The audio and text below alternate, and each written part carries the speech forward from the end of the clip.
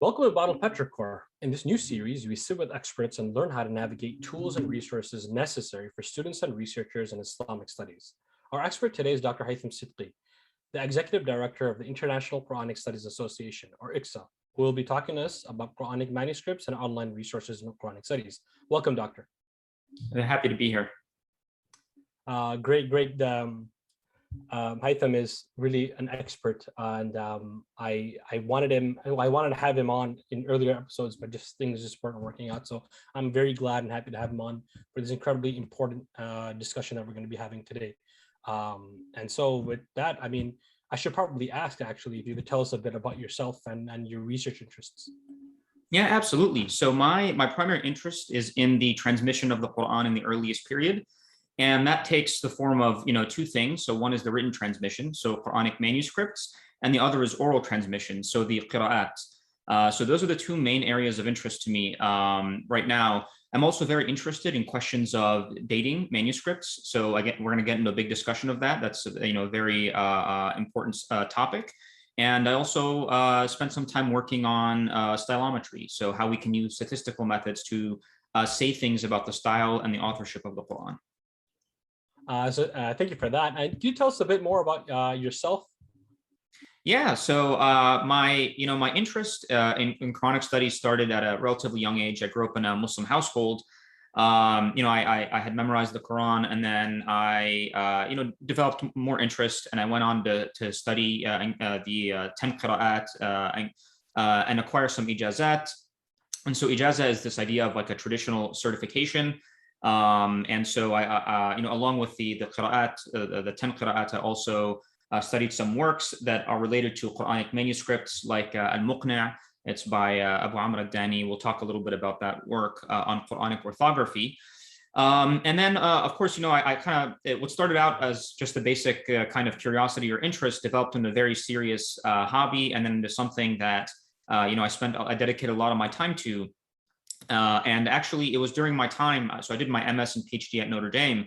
It was during my time there when I actually, befriended Gabriel Reynolds, who I consider my mentor and friend, of course. And, he really kind of convinced me to, he felt that my research interests were very serious, and he kind of convinced me to start, writing papers and publishing them and presenting at academic conferences. And then, I guess the rest is history, and here I am. Excellent, and we're glad to have you. So I guess we can go ahead and get started, but kind of before we get into the thick of things, can you tell us about some of the technical terms you'll be using throughout this episode? Yeah, absolutely. So I might, skip over a few things, so we can always, bring them up later on. But, one important thing to understand is this concept of rasm. And so rasm, it's the Arabic word for basically like the skeletal text of the Mus'haf, of the Quran. And it's distinguished from what we would call like the Quranic consonantal text, in that it's basically devoid of any dotting. Now, this is sort of a hypothetical thing, because as we'll see later on in our discussion, the earliest manuscripts that we have, basically all the evidence points to the fact that they contain some degree of dotting. So it was never free of dots. But this concept of the rasm is very important because it sort of dictates what constitutes a part of the arithmetic text tradition. So that's the idea of rasm. Now, I mentioned orthography, and orthography is basically sort of the spelling of words. How are things spelled, and how does spelling change over time? Another important thing is paleography. So it's the study of letter shapes. So the way people write things, especially with something like the Quran, which is very calligraphic, and it basically is an art form, they change over time as well, and that aids us in being able to date a manuscript. Other important things to know, qira'at, so I mentioned that earlier, that has to do with the reading traditions. So many people do not know, I would say many non-Muslims and even practicing Muslims are unaware that there are many different ways to effectively transform or render the written text of the Quran into a spoken one, right? So how do you interpret that rasm, that skeletal text? Well, it depends on who you ask. And the most dominant tradition, qira'ah out there, is that of Hafs and Asim.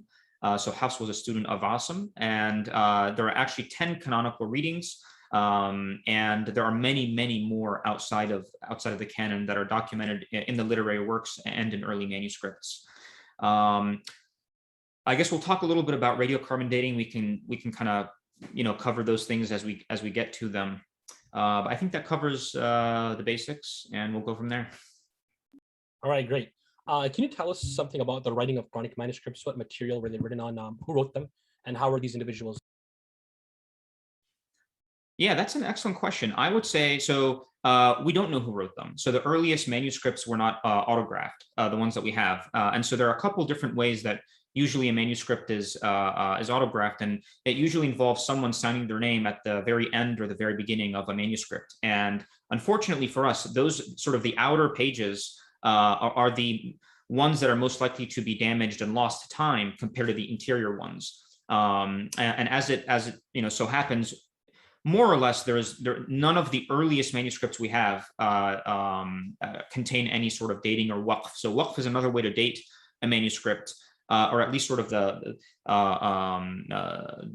latest possible date for the manuscript, and that's basically a dedication that one would dedicate a mushaf to a mosque, for example, for public use, and that would contain maybe the name of the person who dedicated it and the date. And we sometimes get in early manuscripts waqfs, but they're very, very obviously very late. So they don't really give us much, assist us in dating a manuscript.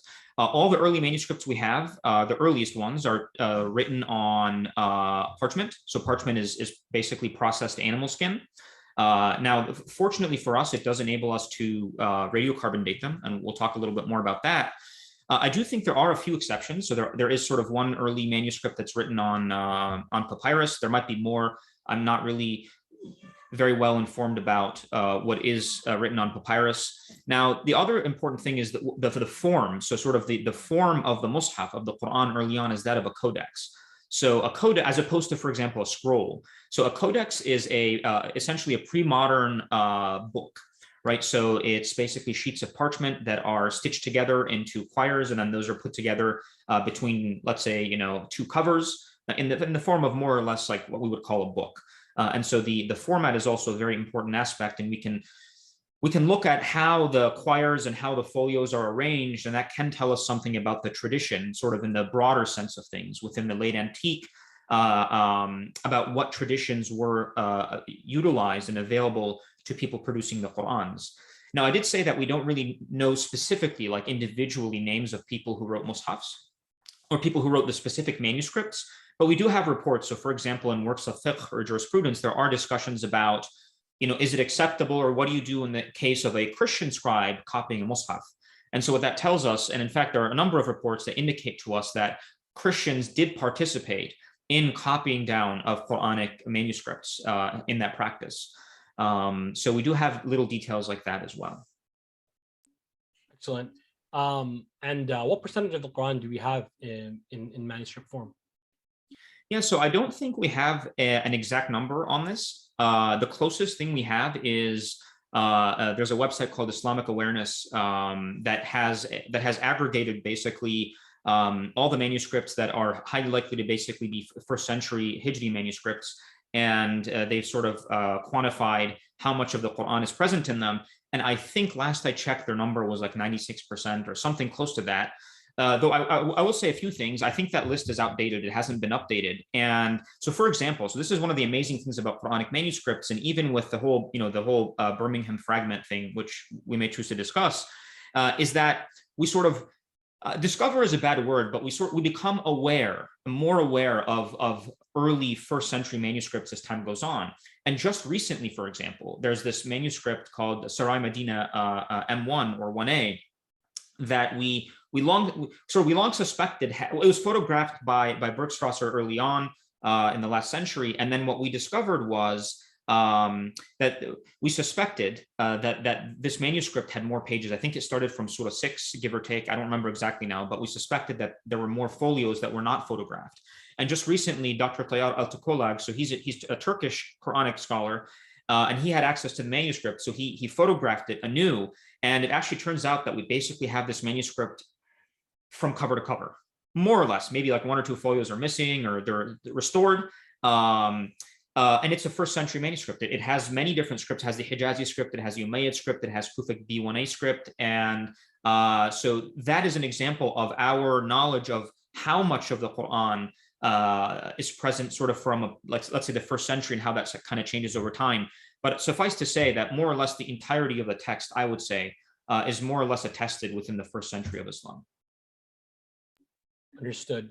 Now we should probably move on a bit to the resources. What are the main manuscript libraries that have important Quranic manuscripts, and what resources are available for students and researchers to access and navigate these manuscripts? Yeah, great question. So in terms of, and I'll share my screen in a little bit and go through a few of the resources. So there are different places to go. So one important thing to realize is that oftentimes a single codex, so a single mushaf, will have folios that are sort of scattered across different libraries or museums. And so one important step involved in studying a manuscript by a student or researcher is to sort of aggregate all of the folios belonging to the same manuscript together so they can study as many of those folios as possible. The place that I think does the best job at doing this, it's not exhaustive, but it is fairly comprehensive when it comes to early manuscripts, is actually Islamic Awareness. So it's not an academic resource, but it's the best that we've got. So I'm going to share my screen here and show you what that looks like. Okay, so I'm on the Islamic Awareness website, and you can see here they have a list, 1st century Hijrah, so very early manuscripts.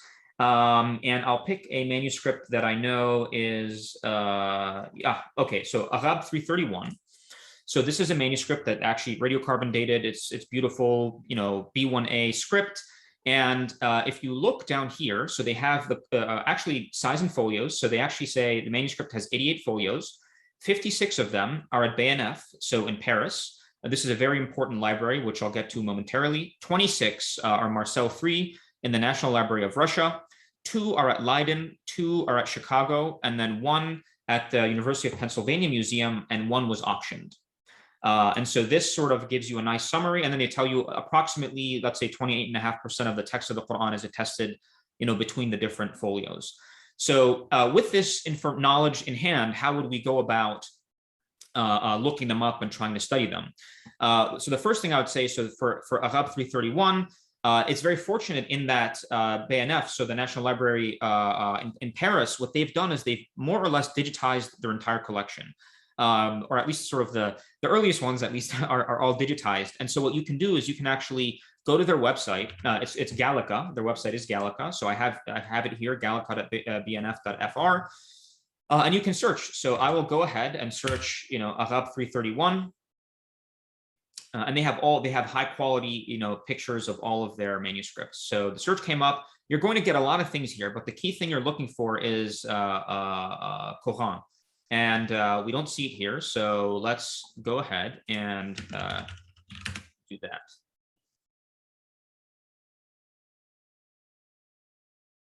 And sometimes their website can be a little bit slow. And let's see if we do any better this time. Aha, here we go. It just says, so it's a little tricky. You kind of have to get used to navigating the website, but oops, I can tell you that's it right here. And if I go ahead, select the folio 1R, you can see it right here. So there's this manuscript. Now, there is another resource. So then, if you want to look up Marcel III, you'd have to go to the National Library of Russia website. But there is an alternative. The alternative is actually Corpus Coranicum. So Corpus Coranicum is it's a project out of Germany. And what they've done a wonderful job, is they've gone through and they have documented the contents of dozens and dozens of Quranic manuscripts. And recorded exactly what verses are present and entered them into their database. And in some cases, they do offer transliterations, although I will say the transliterations are, let's say, a work in progress, so there could be some mistakes in them. But what you can do is you can pick, the chapter, the surah, and verse that you're interested in and look it up there, or you can navigate based on manuscript. Now, of course, based on the surah and based on the verse you're looking at, it's going to restrict what manuscripts you can see. But if you want to view all of them, you can kind of go to their manuscript section. I think you have to go back to their home. And then you can go here. And then here you can see the different libraries or museums that they have and the manuscripts that are associated with them. So for example, let's say Yeah, like the Vatican, for example, you can see all the manuscripts that have been entered into their database from the Vatican. You can click them right here, and it'll take you to them. Or you can go by surah and verse, and that'll take you to all the manuscripts that have that particular surah and verse. Now, in some cases, they don't have licensing available for the images. So if I go to a different folio, this is DAM 29.1. So if I go to a different folio, you might get a licensing error. Nope, this is available. So we are lucky here. Let me try a different one.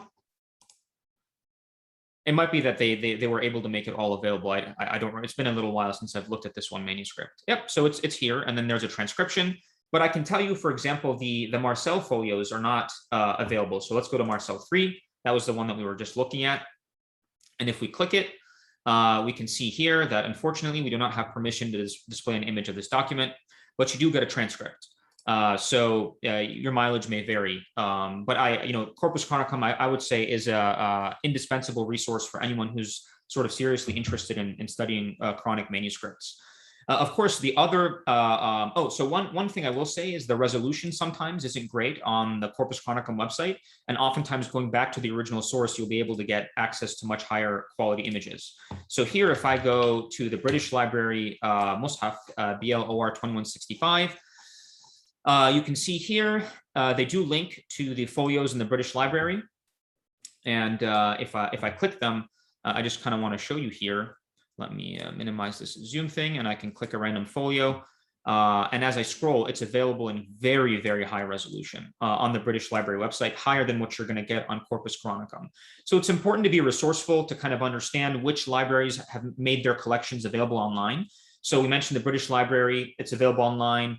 So Gallica from Paris, Cambridge has their folios online, and National Library of Russia, St. Petersburg has some online, though the quality isn't as good. And it's just up to the person to kind of look around. Tübingen is available online to basically identify the manuscripts and the folios they're interested in. Excellent, thank you. And can you tell us a bit more about, I guess, general resources in Quranic studies, online resources, like if you're looking for a different reading or something like this? Yeah, sure. So let me actually go ahead and share my screen again. So I did mention, one of my interests is in the qira'at, the reading traditions. Let me try to hide the Zoom bar here. Okay. So in terms of resources for the qira'at, there's actually a very cool website called nquran.com. And if you go to Quran, you do need to know Arabic. I don't think this is available in English. And you go under al-qira'at al-Qur'aniyya, so the Quranic readings. And then you can go to Muqaranat al-Ayat bir-Riwayat, and you click that. It'll take you to a page that looks like this. And what it allows you to do is navigate the entire Quran, and it will show you highlight all of the variants that are present among the 20 transmitters, canonical transmitters of the 10 canonical qira'at. So if, you can see here, it's marked in purple. Let me kind of enlarge this. Andartahum. So right here, there's a change in the sort of the rules to do with Hamza. And you can sort of see highlighted in different, they have a sort of a color system. Here you can see the meme is in blue, indicating sort of a pausal pronunciation, alayhim, andartahum, am lam tundirhum, and other variants as well present on this website. What's nice is you also get little audio clips, so you can hit the little headphones icon and select a reader. Sometimes they have multiple options, usually with the more popular readings. So if you click Qalun here, you can find 4 different reciters, and you can select something. You can click the audio icon. So I don't know if you can hear that or not, but I could. So I would say this is a wonderful resource, and I rely on it in my own work just to kind of quickly look at things. There's also a digital sort of companion for Shadi Nasr's recent book that's come out, the second canonization of the Quran. So if you go on Brill online, this is available for free. You can find here the second canonization of the Quran. So the URL is here, but if you Google it, it'll come up. If you look up his book, you can find this page. And what he's done is he does have audio clips associated with every variant, as you can see here, and he has it sort of transcribed in English, if that's helpful to anyone, lists the transmitters, and has a few notes about the different types of variations and things like that. Whether something is usul, so it's sort of a principle that's applied throughout the entire Quran, or if it's a specific one-off variant. Now, what's different between this resource and Quran? The difference is Ibn Mujahid documents the 7 readings through transmitters that are not just the canonical ones that we sort of know from Adani and Shatibi and things like that. And so you can get that additional information by looking here. So think of this as a digital transcription or a digital version of Ibn Mujahid's Kitab al-Sab'a. He also does have a link up here to Usul. So if you're just interested in Usul, you can click that, and it can take you to all these the different Usul that are present throughout the Quran, with little audio clips that you can play and listen to. I am aware that he is working sort of on an update to this or something like that. So I guess we just have to stay tuned for sort of an updated version. So I think this is another excellent resource. I'll stop sharing my screen for just a moment to say that anyone who's sort of interested in the cutting edge of Quranic reading traditions, the qira'at, definitely has to rely on sort of traditional books, because many of the things that are in the books are not really available online at all. And really, it's a very active area in terms of sort of editing and publishing new works. So, there's a work here, right here. This is called Jami' al-Qira'at. It's by al-Ruthbari, Abu Bakr al-Ruthbari. So he's a 5th century scholar. He's a student of al-Ahwazi, who's a very important Quran transmitter. But this documents like over 20 qira'at that are sort of outside, of course, the canonical 10. And I would say this is a very important work. And I have, at least, there's a Kamil by Hudali, and there are many works here that basically document non-canonical readings, either in part or in whole, that are absolutely indispensable for anyone who is sort of seriously interested in studying the qira'at. They definitely do need to sort of go the old route until things like this become available digitally or in some other form. So thank you for that. Just kind of following up with some of the things that you mentioned. First, it's probably best to ask, you mentioned usul and furush. What are these? Yes, sorry, I actually forgot to elaborate. So usul are essentially principles, systematic, more or less, they're usually linguistic principles that are applied throughout the entire Quran that belong to a specific reading tradition. So, for example, Warsh has a rule that says that a preconsonantal hamza, so hamza sakina, if you look at the root of a word and the hamza is the first consonant of the triliteral root, then in preconsonantal position, he will drop that hamza. So he would say, for example, instead of ya'kulu, he eats, he would say ya'kulu. So that's something that is applied throughout the entire Quran. Now, there are always, not always, but sometimes there are little exceptions here and there that if you really want to sort of stick to one system, you would have to be aware of. But that's the general idea of usul. So furush, on the other hand, are just sort of one-off variants. So, for example, someone might read in a specific verse, Wallahu khabirun bima ta'malun, and God is, all-knowing or aware of what you do, ta'malun, and someone else might read ya'malun, of what they do, for example. And that would sort of be on a word-by-word basis. Sometimes there are patterns you can identify that kind of repeat themselves, but that would still be called furush and not usul, because it's not necessarily linguistic. It's sort of ad hoc. Excellent. Thank you for that. Just another follow-up. Do we have manuscripts which show different canonical readings? Yeah, so towards different canonical readings? That's a great question. So there are two parts to it. Like we didn't talk about is number one, vocalized manuscripts. So how did people, prior to sort of the Quran with all the vowel system that we know, indicate a reading in a manuscript? And so there's a system for vocalization. And the other thing is, are there manuscripts with canonical readings? So to answer the second question first, I would say like in the first maybe 2-3 centuries, you'd be hard pressed to find a single manuscript that actually conforms exactly to one of the 10 canonical readings as we have them. The only exception to that, I would say, is potentially Abu Amr.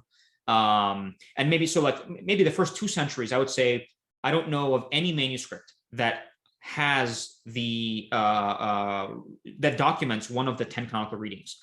Maybe in the 3rd century, you start seeing Abu Amr, Hamza, and Warsh, or Nafi', let's just say broadly speaking, they do show up.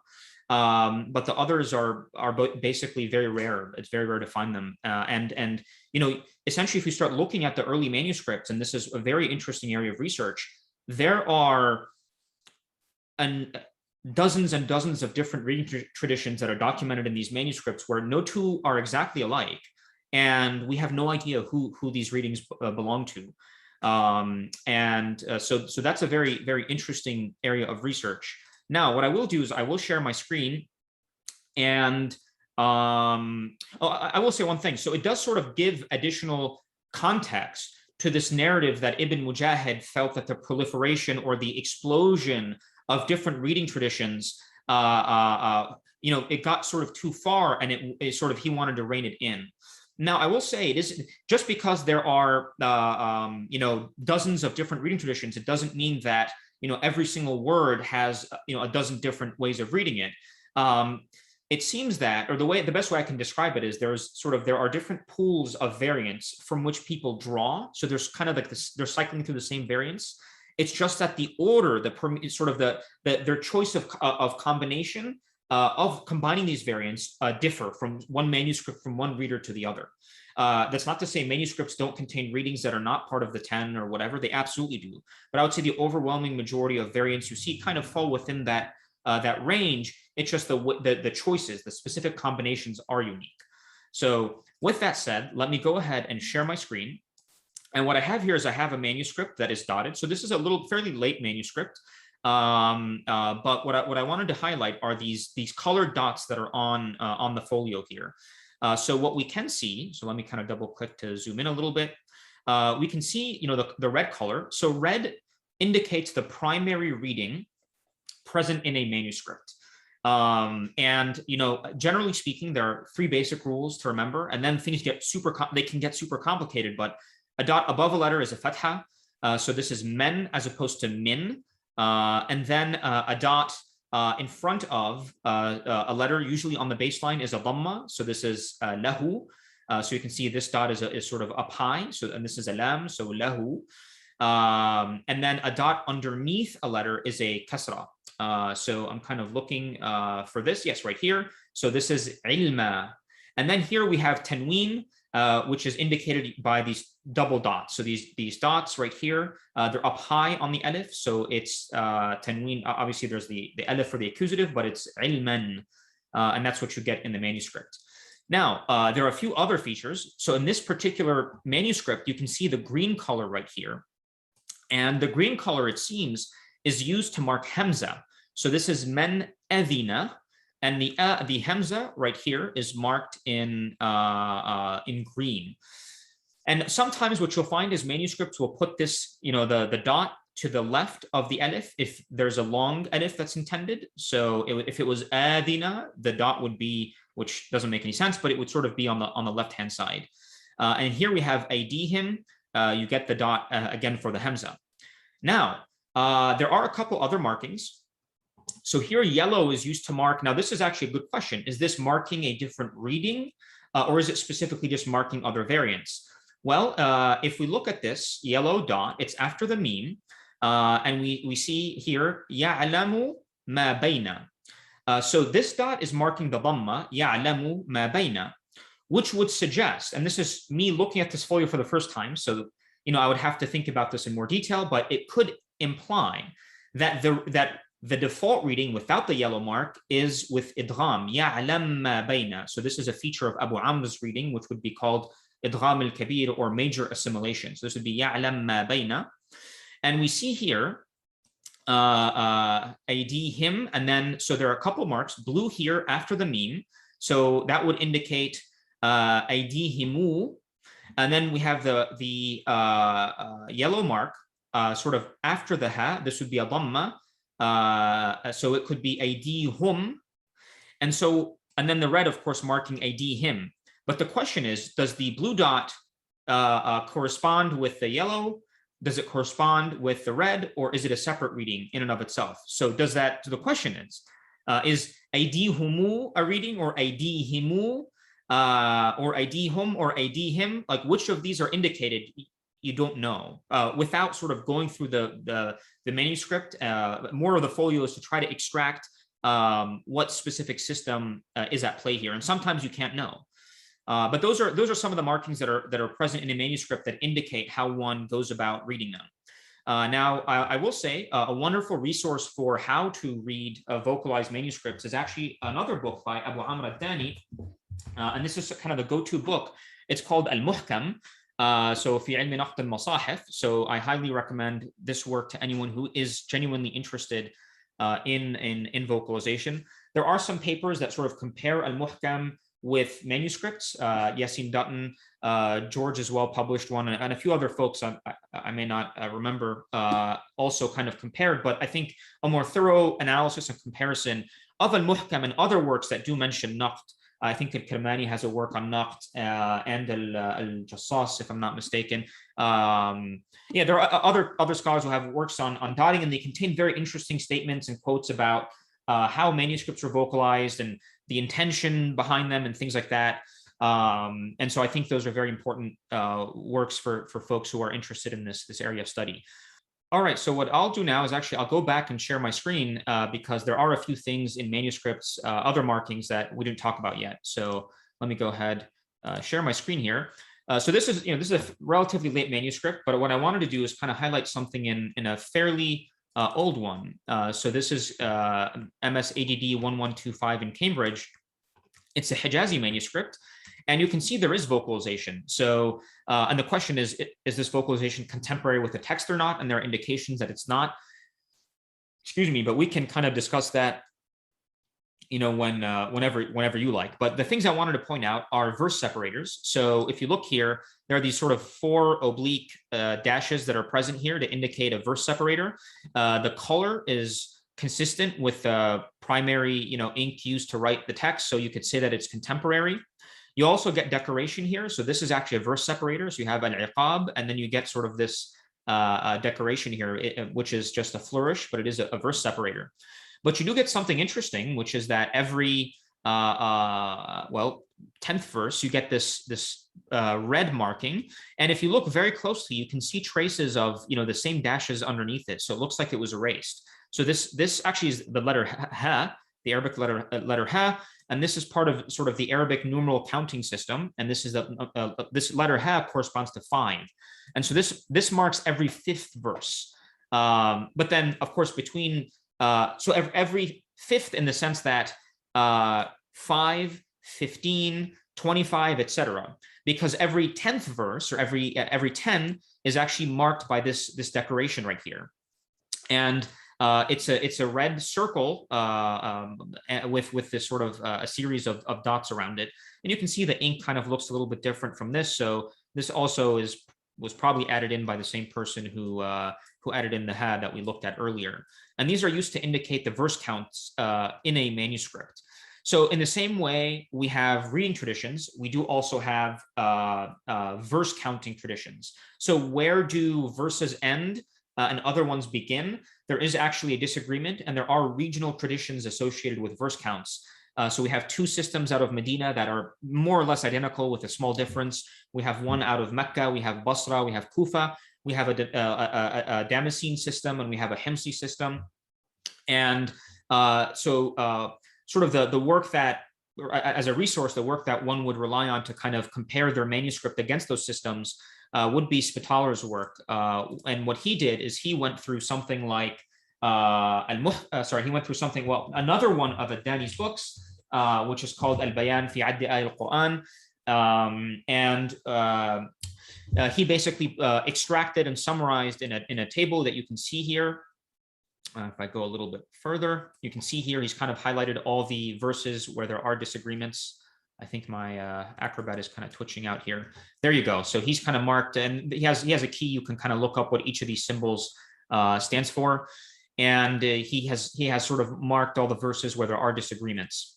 Now, in the same way I mentioned that there are many non-canonical readings that are present in manuscripts, there are also non-canonical verse counting systems that are present in manuscripts. And sometimes you can say, well, this isn't exactly, the Kufan system or the Kufan count, but it's very, very close to it.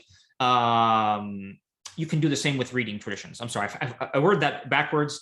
In the same way, you can look at a manuscript and the vocalization, you can say, well, this reading is probably, Medinan, even though it's not exactly Nafi' or Abu Ja'far or any of the Medinans we know. You can do the same thing with the verse counting systems. I will say he includes the Himsi counting system in here, which he did not get from Al-Bayan, which doesn't document it fully. He got it from, I think, Al-Hamadani. Don't quote me on this, but it's the Mubhijul Asrar, I think is the name of the work. And it emphasizes, or it sort of does a good job of documenting the Himsi system, which essentially went extinct at some point in time. So that's sort of how you would go about studying the verse counts in a manuscript. You would rely on something like Spitaler. There is one thing to mention, actually, is that in recent years, and even like in recent months, new works to do with verse counting have been published. So, and the early ones. So Adani, he's a 5th century scholar. We have the work of Ibn al-Munadi, which just got published, I think, by Markaz Malik Faisal. And we do have the work of Ibn Shadan as well, which was just published recently. So there are I think Ibn Shadan, a 3rd century scholar. So there are works that are basically being edited and released that do document more of the variation that was present in the verse counting systems. And anyone, again, who is very serious about studying verse counting should definitely acquire those works and utilize them in their research, if they're interested sort of in comparative analysis, at least. Excellent, thank you. And I mean, I do want to talk about the various scripts you might see in manuscripts, but before that, since we're already talking about it, can you just generally tell us about some of the important resources students should be familiar with when trying to navigate Quranic manuscripts and stuff like this? And I guess more broadly, and perhaps you can answer this later as well, but what statistical tools and quantitative methods do we have in this field, and how are they applied to Quranic studies? Yeah, so I would say, there are sort of two aspects to studying manuscripts. So one is understanding how to read them and what features to look at. So I did highlight vocalization.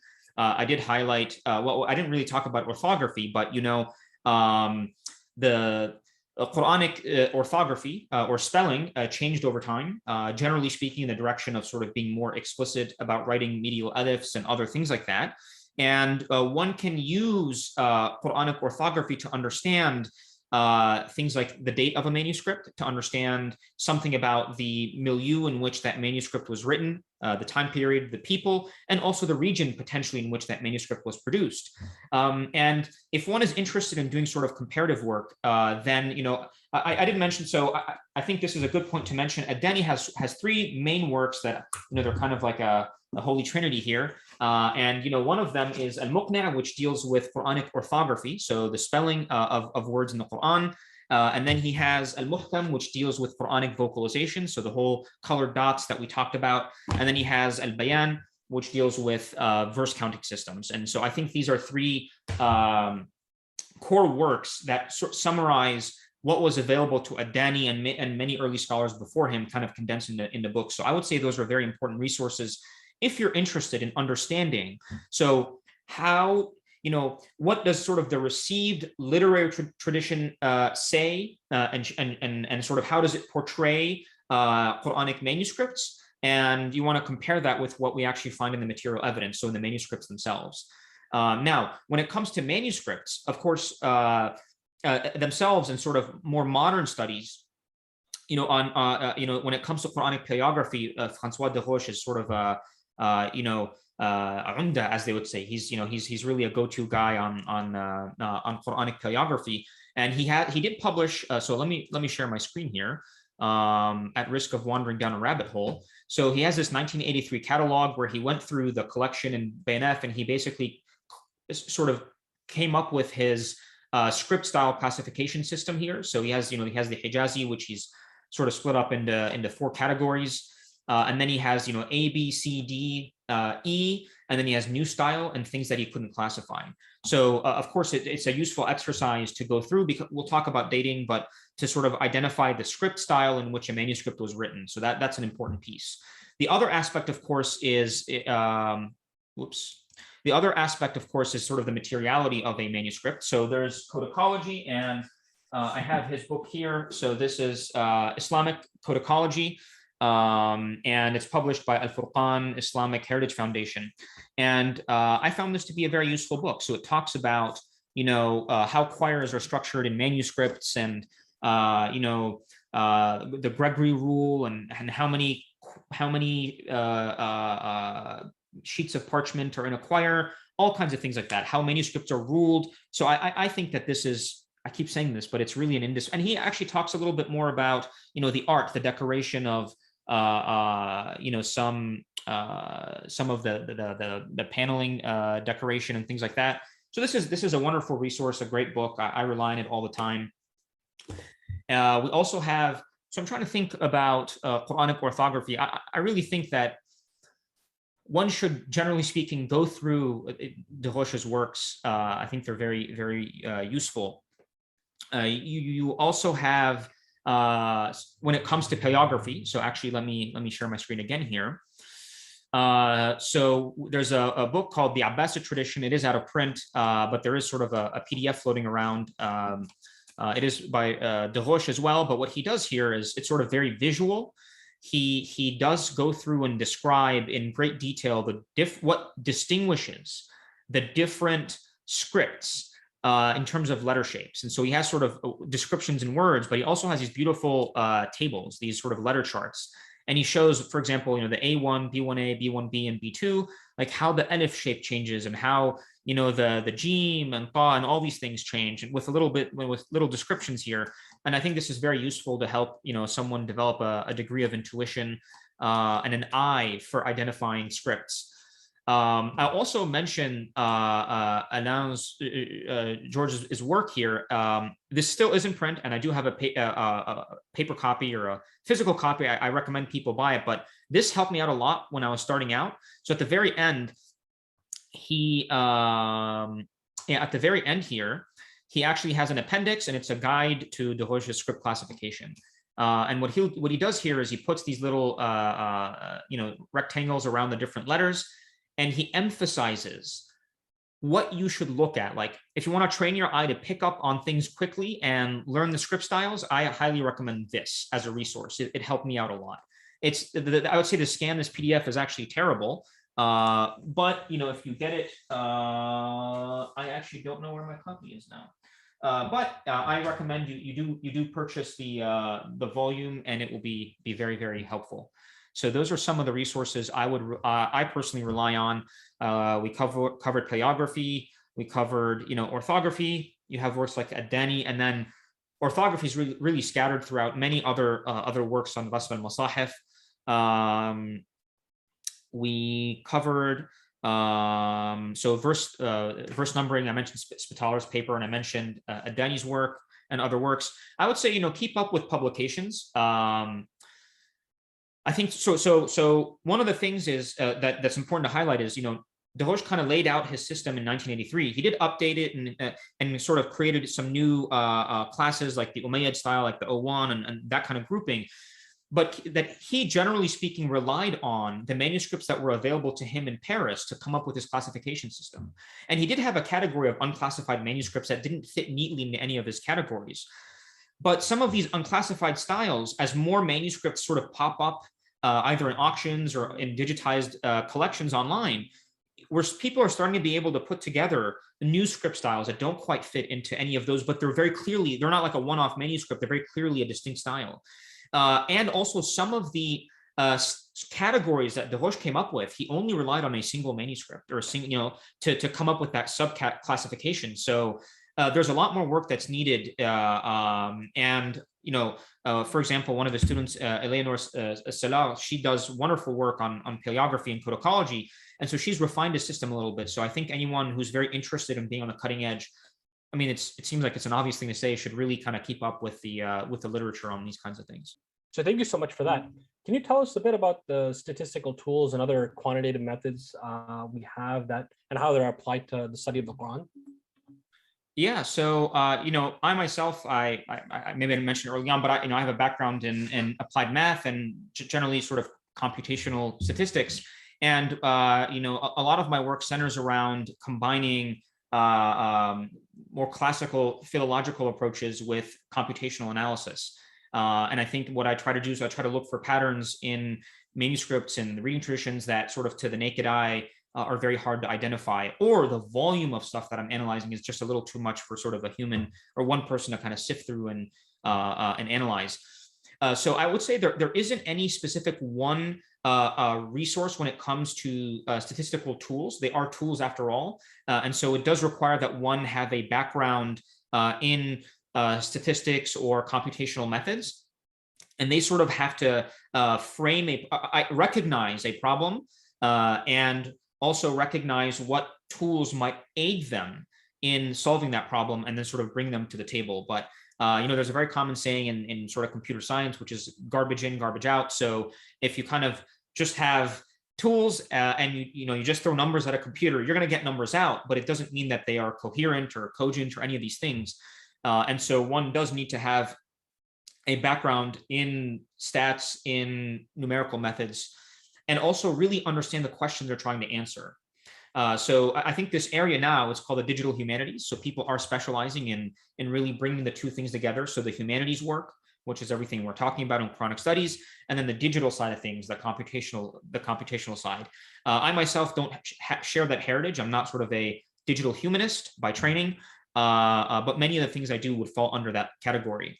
Now, what specific resources are available? So I will say this is maybe a little bit of a complaint on my part, but when it comes to manuscripts, so I did show Corpus Quranicum, and it does have transcriptions available, but the system, the transcription system used here is not really amenable. So it relies on these colors, right, to indicate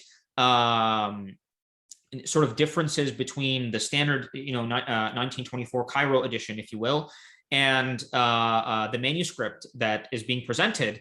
And that's not really amenable to easy sort of computational analysis. Also, this text isn't really downloadable. So like, for example, if I wanted to compare manuscripts, I would have to like copy paste or write some code to go and scrape the website and download this text.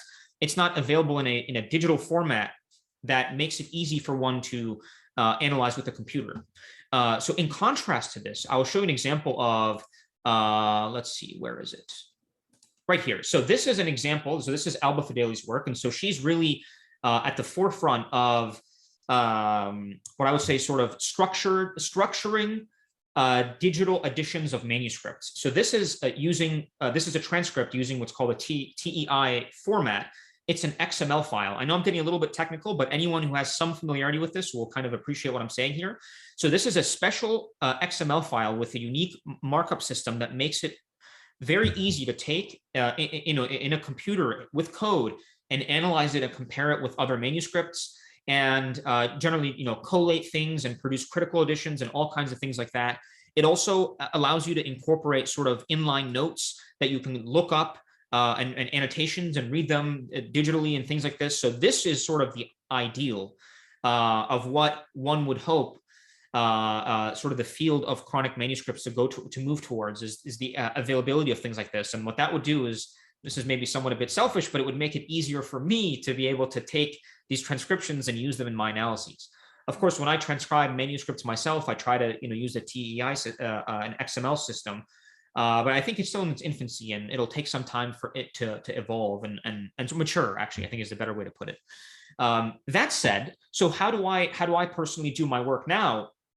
I actually rely on Excel spreadsheets. So, what you can see here is, the spreadsheet, the main spreadsheet that I use that went into my analysis of the regionality of manuscripts.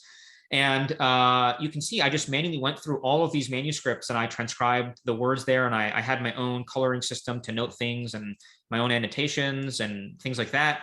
But this is what I had to do. And then I was able to take this spreadsheet and import it digitally and do my analysis. But until sort of more,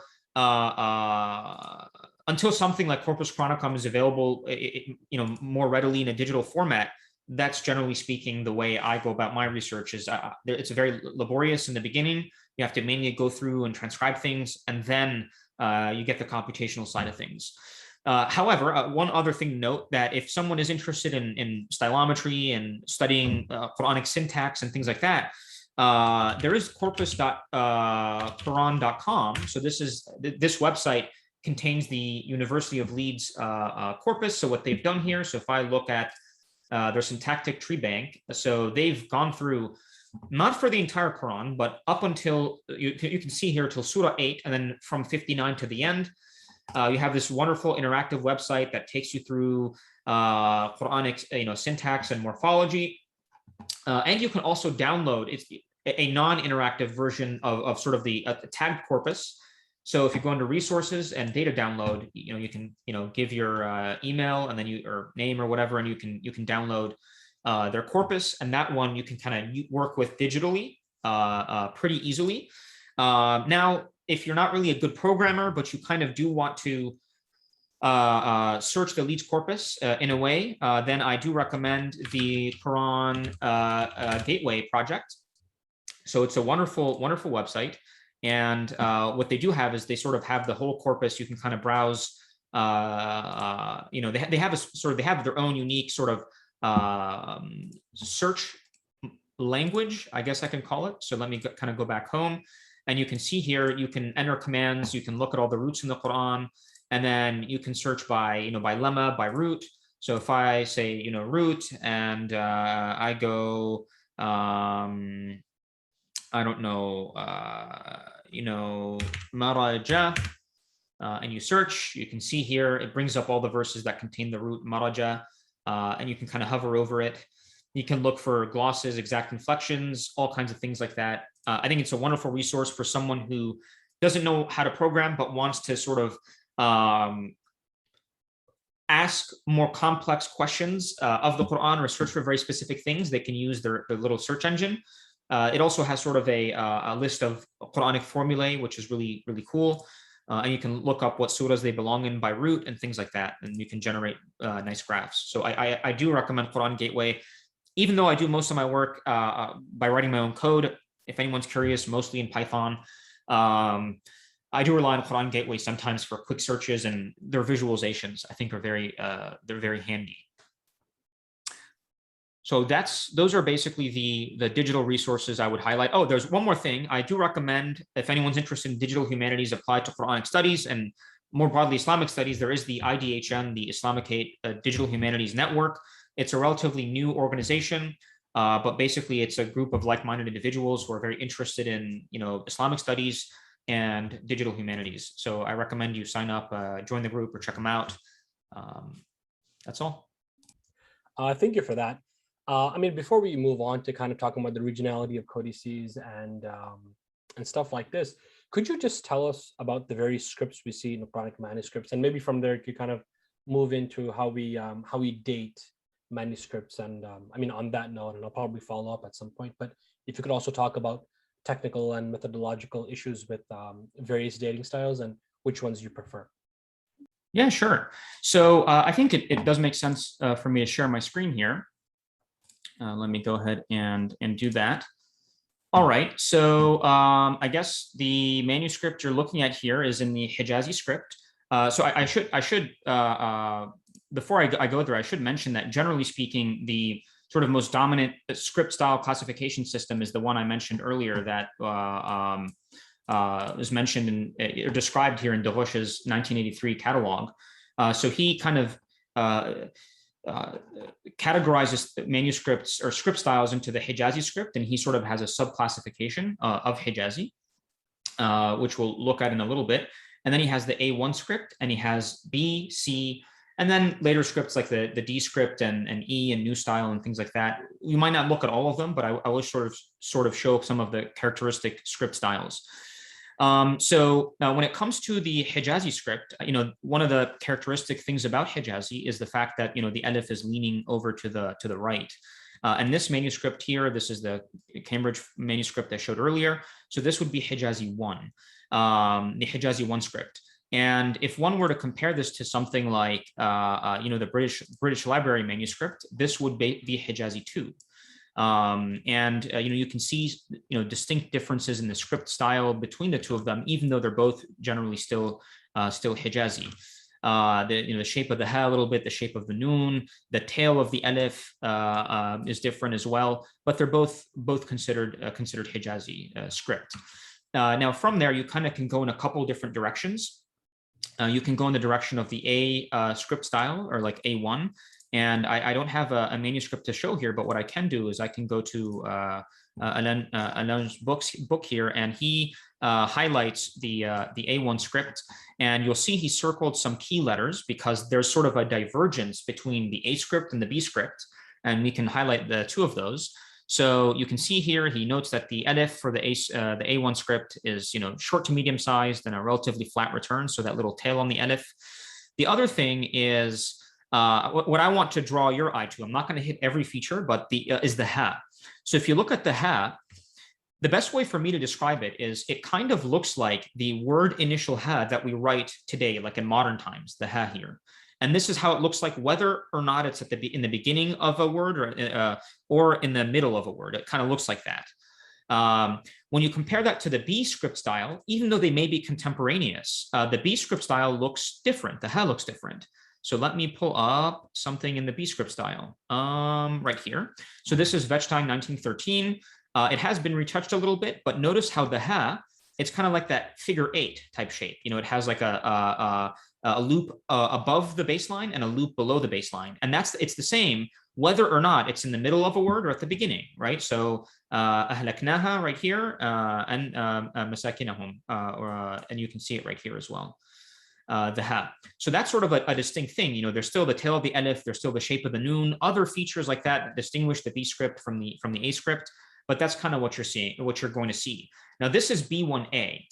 In the sense that the alifs still do lean a little bit. So they're somewhat Hijazi in the sense that they do lean. And then you have B1B, which is sort of a little bit later from B1A. Let's see if George has an example of that in his book. He should.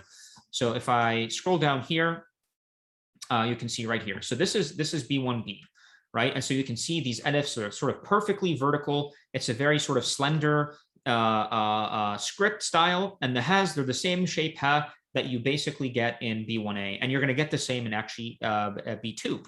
So B2 is right on the right hand side here. It's a little bit more developed, a little bit more regular.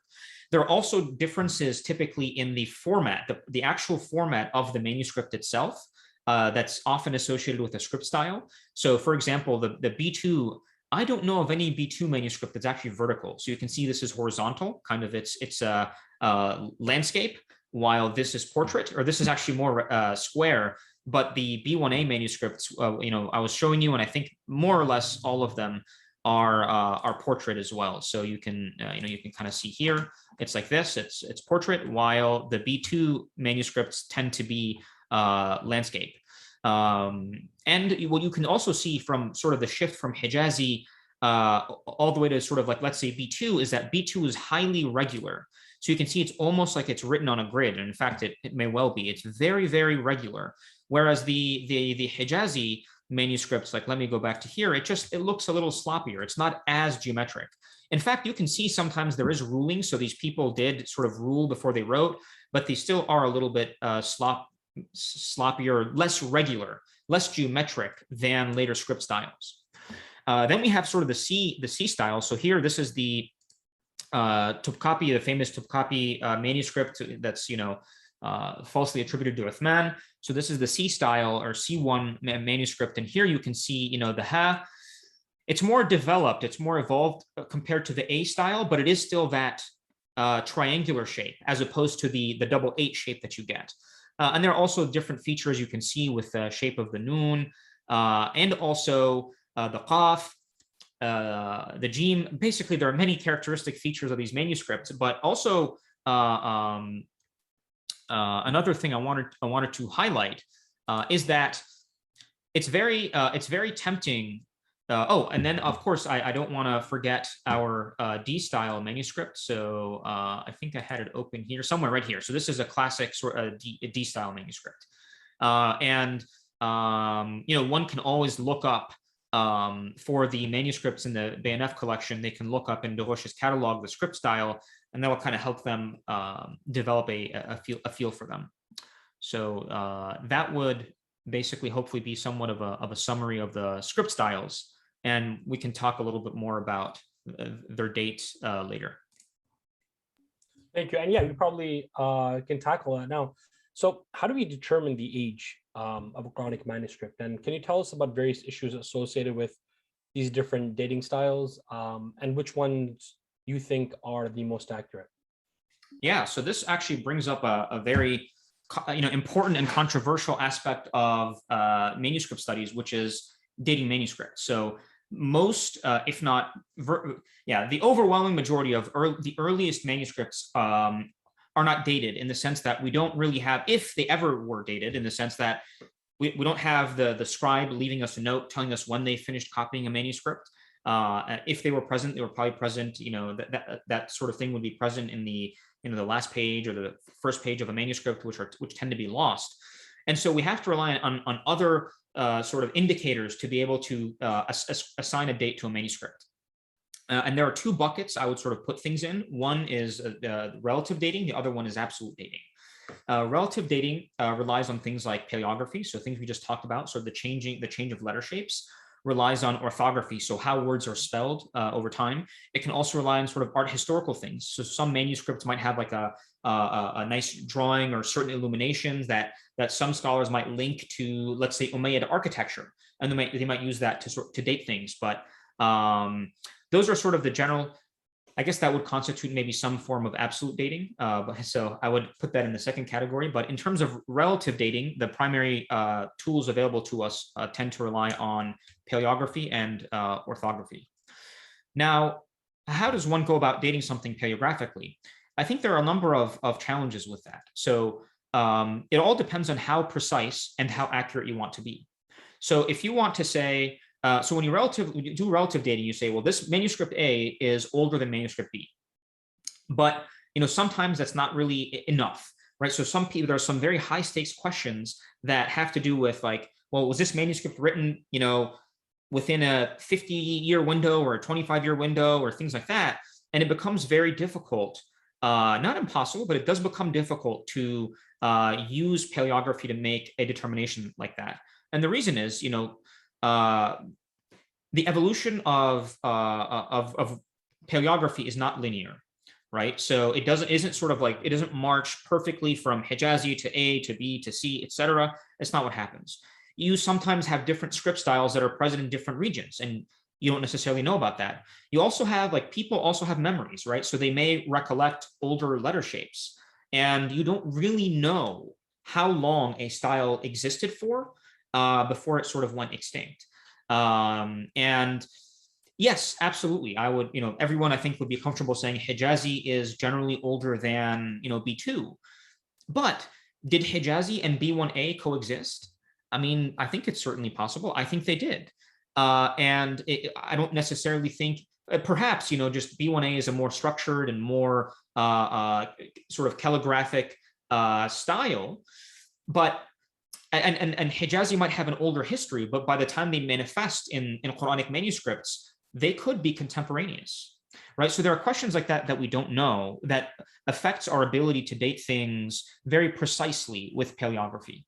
Orthography suffers, some of the same problems in that, orthography, you can look at general trends. You can say this manuscript uses media aleph more frequently than this other manuscript, but it's very hard. And so you can use a number of these indicators to make a determination about the date of a manuscript, but it's very hard to be very precise about something using orthography, because again, there are manuscripts that are paleographically much later that do use sort of more defective spelling and contain more archaic orthographic features.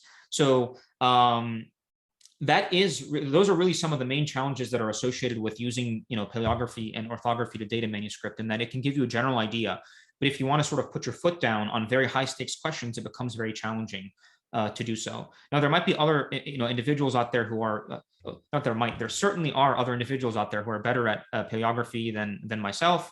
And, the field is ever evolving, and perhaps at some point in time, we can say more definite things about manuscript dates based on paleography, but I think that gain in our knowledge is not going to come through just the study of paleography, but it actually has to do with radiocarbon dating, which brings us into the second category, which is absolute dating. So radiocarbon dating is an analytical technique that relies on the fact that carbon, so the element carbon, actually has multiple isotopes. So this stable isotope is carbon-12. I'm sorry if I'm getting a little bit nerdy here, but we also have carbon-13, which is also a stable isotope. And then we have carbon-14, which is why it's often called carbon-14 dating. So carbon-14 is unstable in that it's radioactive, but it is present in the environment around us. And and as we eat, so if it's present in the environment, that means, as plants grow, it gets taken up into plants, and that any organic matter is going to contain some amount of carbon-14, the radioactive form of the unstable form of carbon. And when I eat vegetables, I take in some of that carbon-14, and of course, as I interact with the environment. But what happens is when I die, I stop interacting with the environment. And so I stop replenishing the carbon-14 that makes up this, my skin, my bone, all the organic matter in my body. And what people can do is they can actually take a portion of organic matter, so let's say parchment, the skin of an animal, and they can look at the ratio of carbon-12, and in more recent times, they also rely on carbon-13 to carbon-14. And what you can do is, because carbon-14 is unstable, the concentration of carbon-14 drops over time, but carbon-12 remains stable.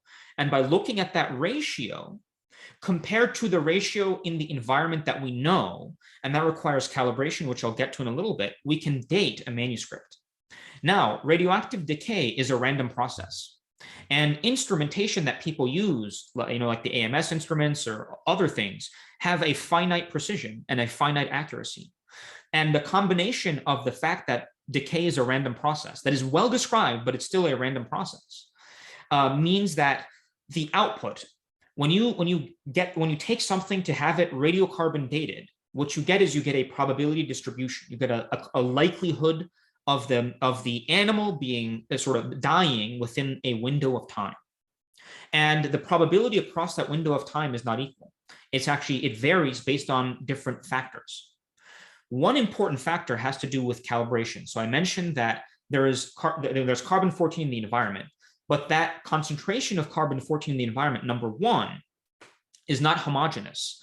And what that means is the amount of carbon-14 at any given moment in time in the northern hemisphere, by and large, was not the same as the southern hemisphere over time.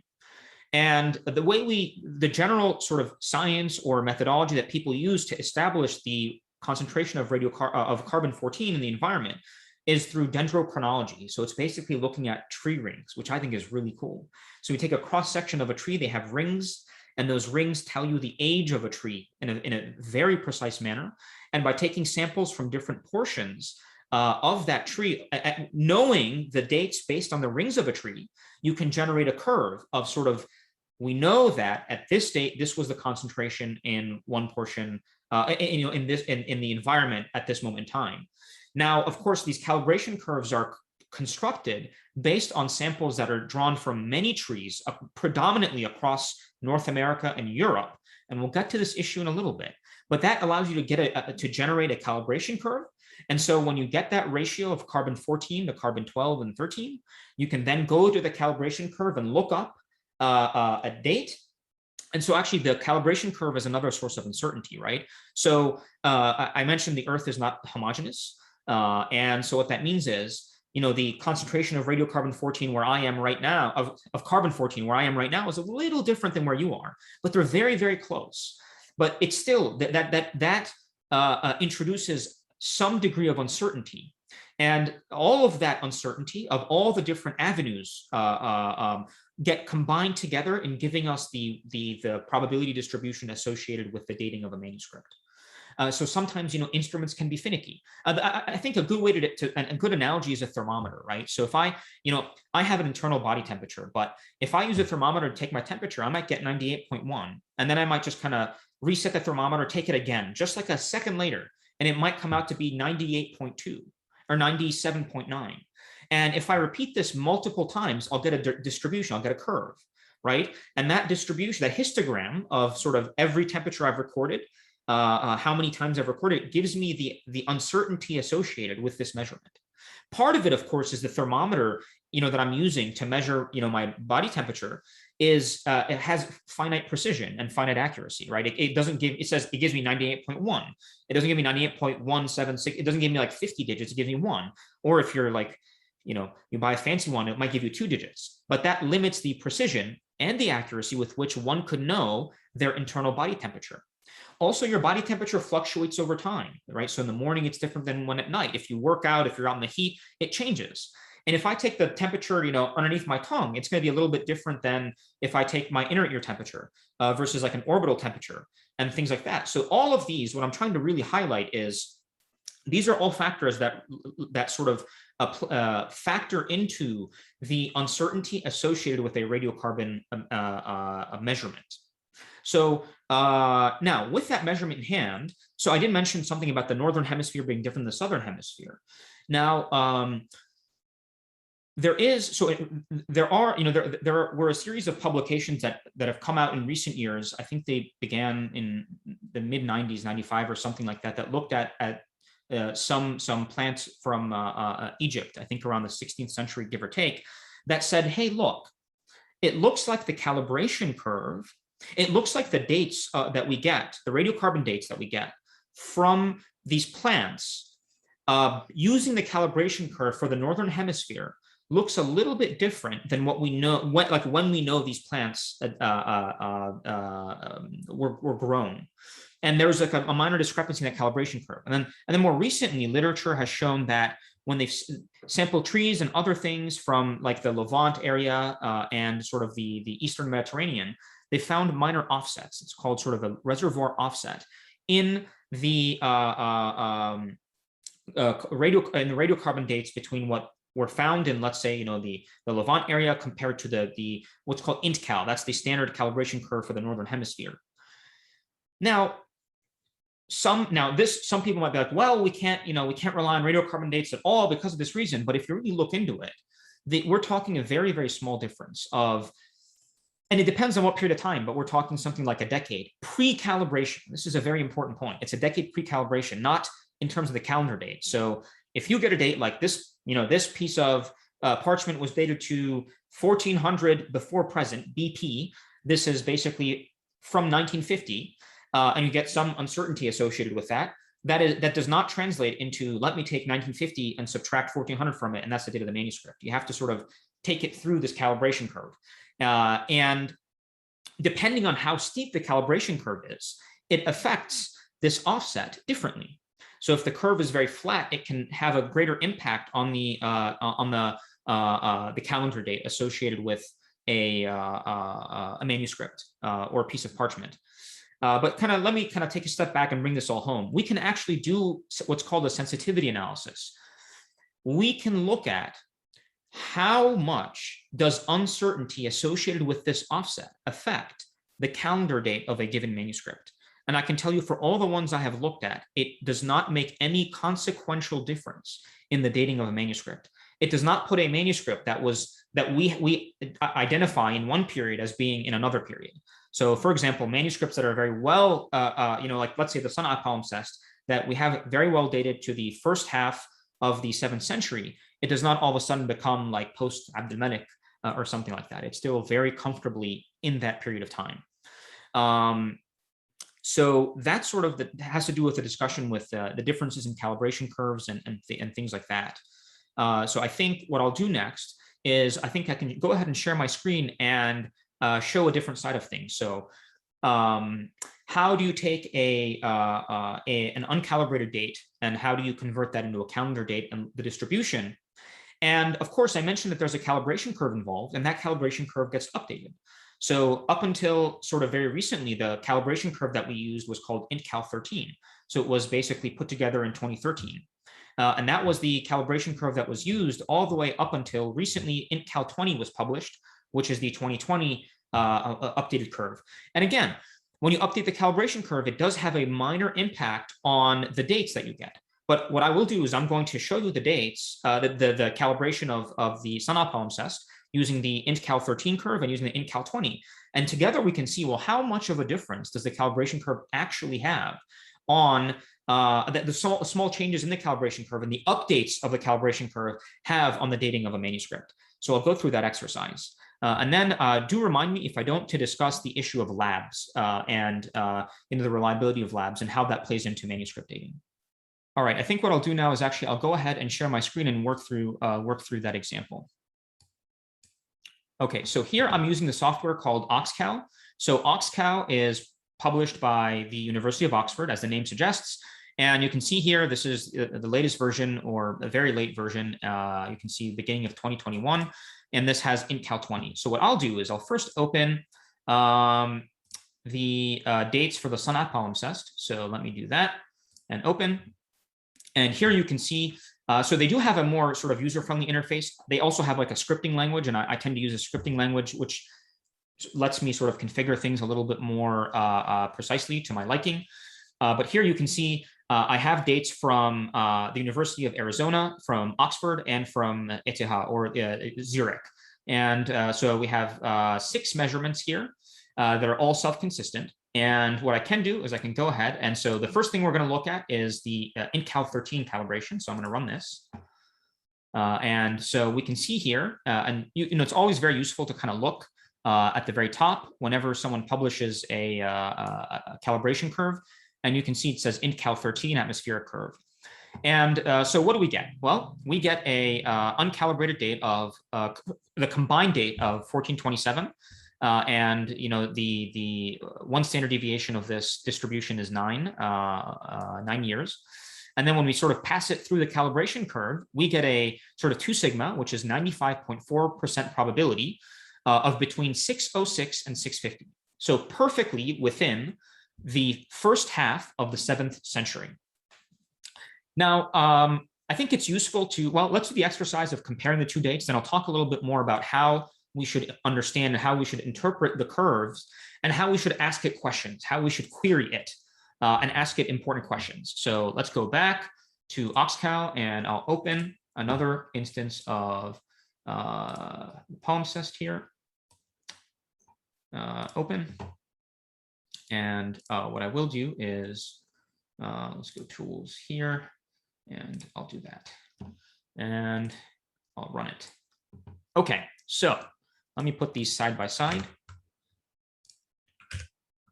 Oops. There we go. Let me actually make them a little bit larger. Awesome. So we can see on the right-hand side here, what we have is the curve of using the intcal 2020, so the intcal 20, the latest calibration curve. And on the left-hand side, we have the 2013 curve. Now, if you look at the probability distribution, if you look at the 95% confidence interval, it's basically unchanged. It's still 604 to 650. But if you look very closely, what has changed is the relative probability within that interval, within that 95% confidence interval. And this brings up a very important point, which is how do you go about at probing the calibration curves and sort of probing the calendar dates and asking questions of it. So one interesting question we can ask, for example, is, what is the probability that this manuscript, the animal at least, right? So this is another important question. I will get to it at the end.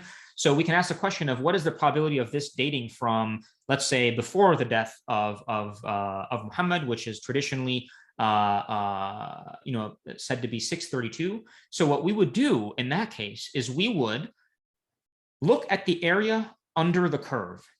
All right. So we would look at the area under the curve, and you can't do it in Oxcal to the best of my ability without writing a script. But basically, you would ask, you would integrate the area under the curve, and that would give you a number between 0 and 1, and that would give you the probability of the animal having died, before 632. So that would be the kind of way you would use to determine the likelihood of that occurring. And so you can see the change in the calibration curve, this little dip here, will give you a different answer. So if I want to ask what is the probability of this dating to between 630 and 640, I'm going to get a very different answer here than I will here because of this dip that's in the middle. So that is a very important thing to keep in mind. The other thing, as I mentioned, the area under the curve is the quantity that tells us how likely something is, because even the most likely date is very unlikely. So for example, in this curve, the peak, the highest probability date is, I don't know, 640 something, let's say. But the actual area underneath this 1 year, if you just take a slice, like think of this as a pie, a very oddly shaped pie, but if I take a very small slice of 1 year, the likelihood of it dating from that 1 year is very, very small. So it's all about the area under the curve. And you can sort of intuitively recognize that the narrower a time span you are interested in knowing something, the narrower the time span that you're interested in probing, the lower the probability is going to be. So that's something to keep in mind. And so that, again, to kind of bring this circle back, that's the main difference between 2013 and 2020. Notice it hasn't said, this manuscript hasn't gone from being dated on the sort of the very tail end of 650 to being dated to, let's say, the year 700. It's just sort of tilted the probability a little bit somewhere in the middle right here, and that's the main salient change. So of course, so now that we know now that we have a radiocarbon date, the other aspect that is involved is, okay, well, let's say just hypothetically that there's a 632 is somewhere in the middle, and there's a the probability of it dating before 632 is 50%, and afterwards it's 50%. This is where we don't use radiocarbon dating in isolation. We use other other historical details or other pieces of evidence to help us determine which of those two is the more likely dating of the manuscript. And this is sort of the job of the historian, to bring other pieces of evidence to the table when it comes to identifying when a manuscript was dated. So for example, taken on its own, the date of this manuscript is consistent with a pre-death of Muhammad date, let's say. It is also consistent with a post-death of Muhammad date. Now, which of these two, and let's say the odds are essentially the same, so which of these two is more likely? Well, that you would need to sort of bring other pieces of evidence to the table, whether it's based on the contents of the palimpsest of the document or other things like that, to say, well, I think this is more likely, or I think that is more likely. So that's sort of the job of the historian. But it also brings up another very important question, which has to do with, well, radiocarbon dating tells us when the animal died. It doesn't tell us when the parchment was written on, which I think is a very fair point. And I think many people point out that parchment is very expensive. It was not easy to make. It's not cheap. And if you look at some of these manuscripts, the number of sheep or the number of animals that had to be slaughtered in order to make or produce that manuscript is enormous. And the thinking is that, generally speaking, the parchment would have been produced shortly after the time when the animal was slaughtered, and that parchment would have been used shortly after. It wouldn't have been stored for a very long period of time. Now that's sort of an intuitive explanation, but actually recently I have put together a statistical argument based on radiocarbon dates and other evidence for why it is extremely unlikely that the manuscripts that we have that have been radiocarbon dated were actually written on after a very long period of time from when the animal died. Now, 1 year, 2 years, not a big deal, right? So we're saying, when we're talking decades, that's when things start to shift. And I think that's actually very unlikely based on an argument that I'm hoping to be able to publish very soon. So I hope that kind of gives you a better overview of radiocarbon dating, how we use the calibration curve to produce a calendar date estimate. Hopefully some of the limitations as well. You are limited by the resolution of the instrument, by the uncertainty in the measurement, and if you want to connect, if you want to associate a particular document with a period in time, and the odds are not specifically tilted in your favor, you have to rely on external pieces of evidence. Now, with that all being said, let's talk about a couple other things, which is sort of this is my personal opinion, where do I see radiocarbon dating stands sort of when you compare it to paleography or orthography or other forms of dating. I would personally say that the single most reliable, most consistent and objective technique that we have to date a manuscript, which also happens to give us absolute dates, is radiocarbon dating. In my mind, in my opinion, paleography is not exact. People can remember old letter shapes. We do not know when specific script styles fell out of favor or when they even emerged. And the same goes with orthography. You can speak about general trends, but are you really going to sort of die on that hill by saying, well, this manuscript has one additional word that's spelled defectively compared to that other manuscript, therefore it is X many years older? And so for me, I think paleography should be revisited on the basis of radiocarbon dating and not the other way around. I will always, when radiocarbon dating is done properly, and this is not a big caveat, but it's a caveat, properly, and I'll talk about what that means, with sort of reliable, well done, properly done radiocarbon dating, I will always prioritize that over any other form of evidence that I know of so far, like other things that paleography, orthography, etc. That doesn't mean, situating that document in history requires sort of a different type of analysis, but dating that document for me should predominantly be based on the radiocarbon date. And my hope is in the future, we can revisit some of Desroches' script styles and when he dates them to. He was working with a lot less data than we have today, so it's not any fault of his own.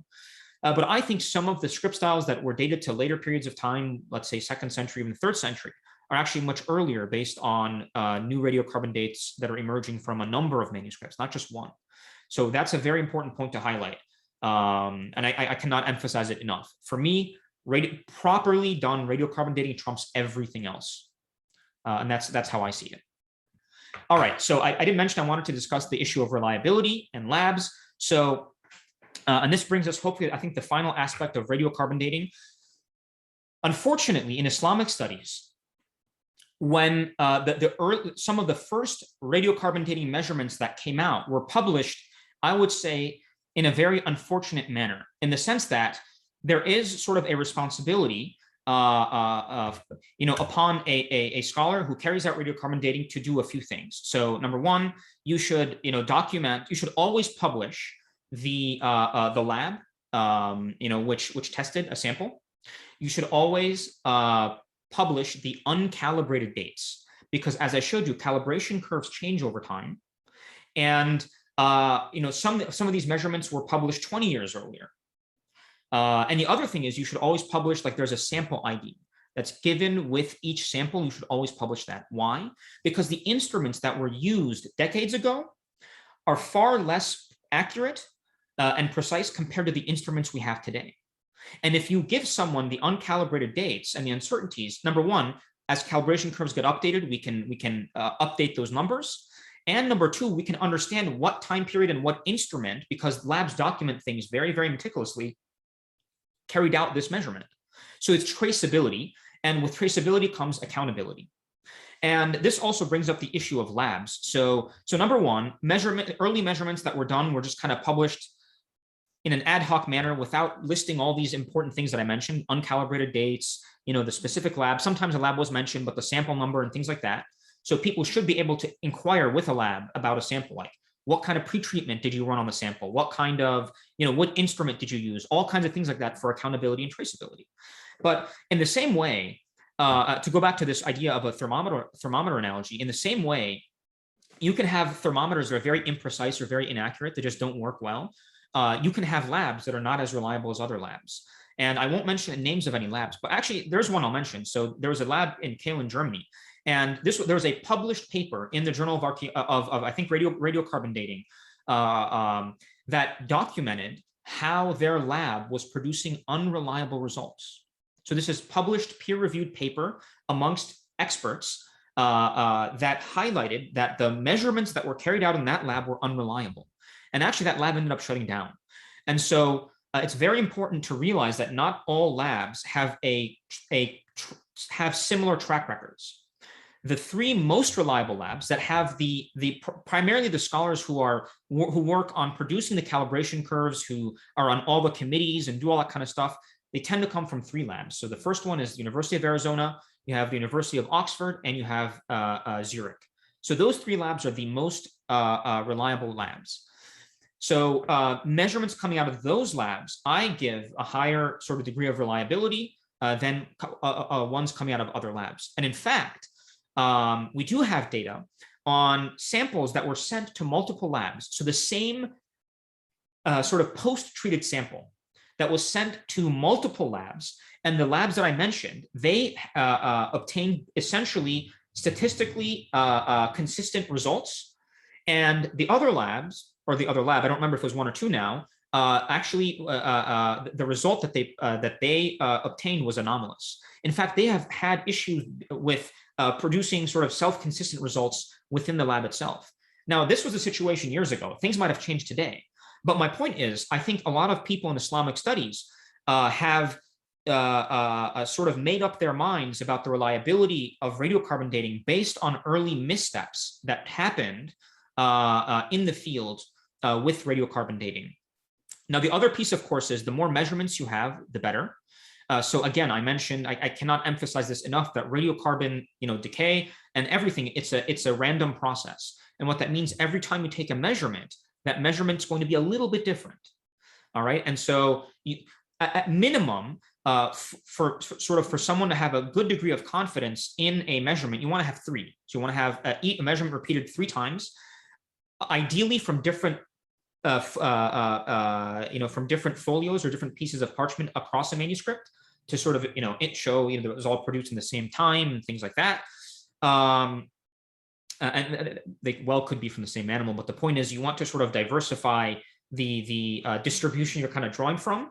And when you have at least 3 measurements that are consistent, that gives you a very great degree of confidence. And you can also apply statistical tests to look for outliers and see, are the measurements self-consistent? There's a chi-square test that's done. So with the Sana palimpsest, the dating I did, we had 6 measurements across 3 labs, and they were all self-consistent, statistically internal self-consistent, which gives a great deal of confidence to the measurement that we get for the Sana palimpsest. Now, I do recommend, if someone wants to get a good idea of a good example of how one deals with radiocarbon dating measurements, I highly recommend the paper called The Codex of a Companion by Behnam Sadeghi and Bergman, where I think Sadeghi did the analysis where he basically goes through and he takes the raw numbers from the labs, and he basically does what I talked about, which is the area under the curve. He interrogates the manuscript to say, well, what is the likelihood of it dating from this particular date? And he interrogates the area under the curve, and he sort of handles the data in the proper way that I sort of described. Now, if we have manuscripts that are dated in the manner I just described, so you have at least ideally 3, but minimum, let's say 2 or more measurements from different folios, and that are consistent, to me, that is the most reliable way we have today to date a manuscript. And what I recommend is, I'm going to go ahead and share my screen. There's well, actually I have the book right here. So there's this book. It's part of the Documenta Quranica series out of the Corpus Quranicum project. It's called Quran Quotations Preserved on Papyrus Documents, 7th through 10th centuries. So even though, and the problem of carbon dating early Qurans. So there's chapter 6 in this book by Michel Marx and Josham. So in here, what I recommend is they do discuss radiocarbon dating. They discuss calibration, some of the issues I touched on. But I think one of the most important things is they sort of have a table here that aggregates some of the datings on some of the most important early manuscripts we have. So they have the Birmingham manuscript, they have the palimpsest, and they list the different dates. And so they have a couple of different tables that contain these dates. So I do recommend people check this out for a kind of a succinct summary of the radiocarbon dates. And they do have some of the script styles listed here as well that you can kind of compare against. I will say though, things have also, since this was published, there's still more literature on radiocarbon dating that's come out. And I know, again, it's not a very sort of mature field and area of sort of investigation in Quranic studies. But another thing I wanted to highlight is that, the folks in biblical studies kind of went through some of the very similar issues that we went through, which is, many scholars questioned questioned the reliability of radiocarbon dating and brought up issues of contamination and this and that and all kinds of stuff.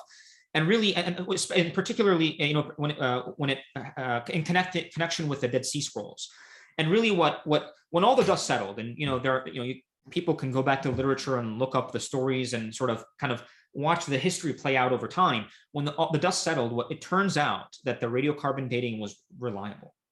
So, and that was done. This was done decades before some of the dates that we have today, which use different instrumentation that's far more accurate and precise. So we are in much better shape today than we were back when the Dead Sea Scrolls were radiocarbon dated. So really, everything is in our favor.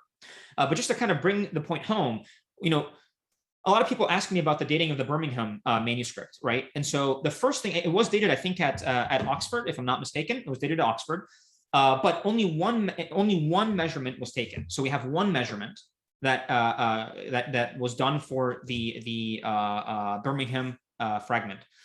So for me, yes, the date, the lab is reliable, and I don't have any issues with that. But what I would say is I would not fixate on this manuscript being impossible to date from after 650. I think the tail end of the date in the 95% confidence interval was like 645 or something. I don't remember.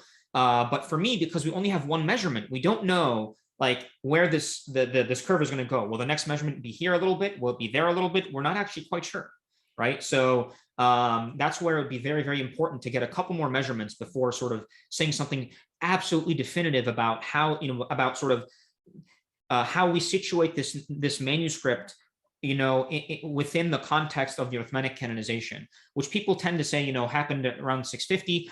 I don't know that there's any evidence that it happened around 650. I tend to think that it happened earlier on in Uthman's reign because of things that have to do with Umar and whatnot. But I mean, who knows? Maybe it was 645. It's certainly possible.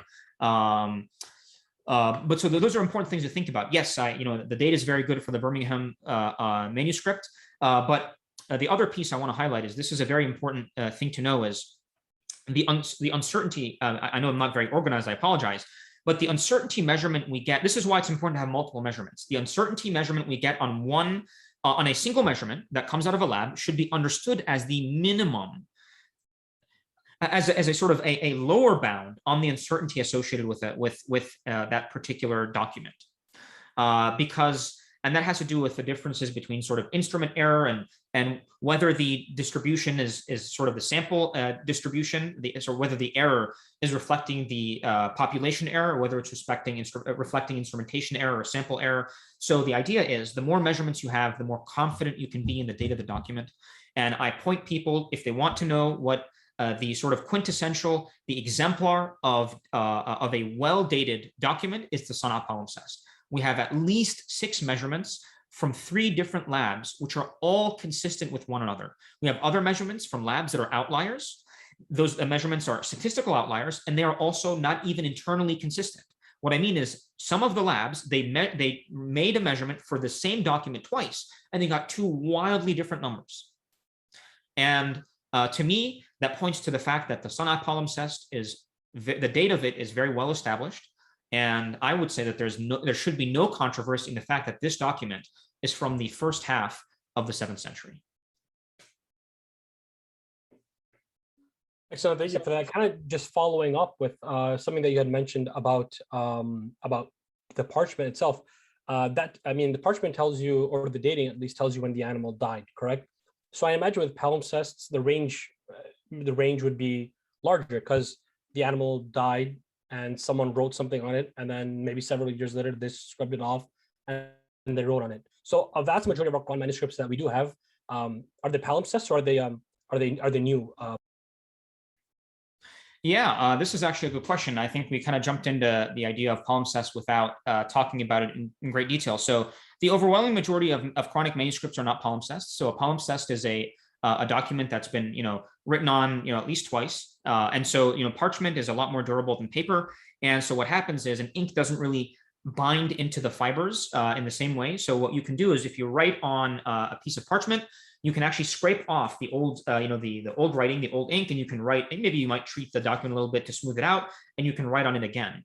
So in terms of Quranic manuscripts, so there is the Sana palimpsest.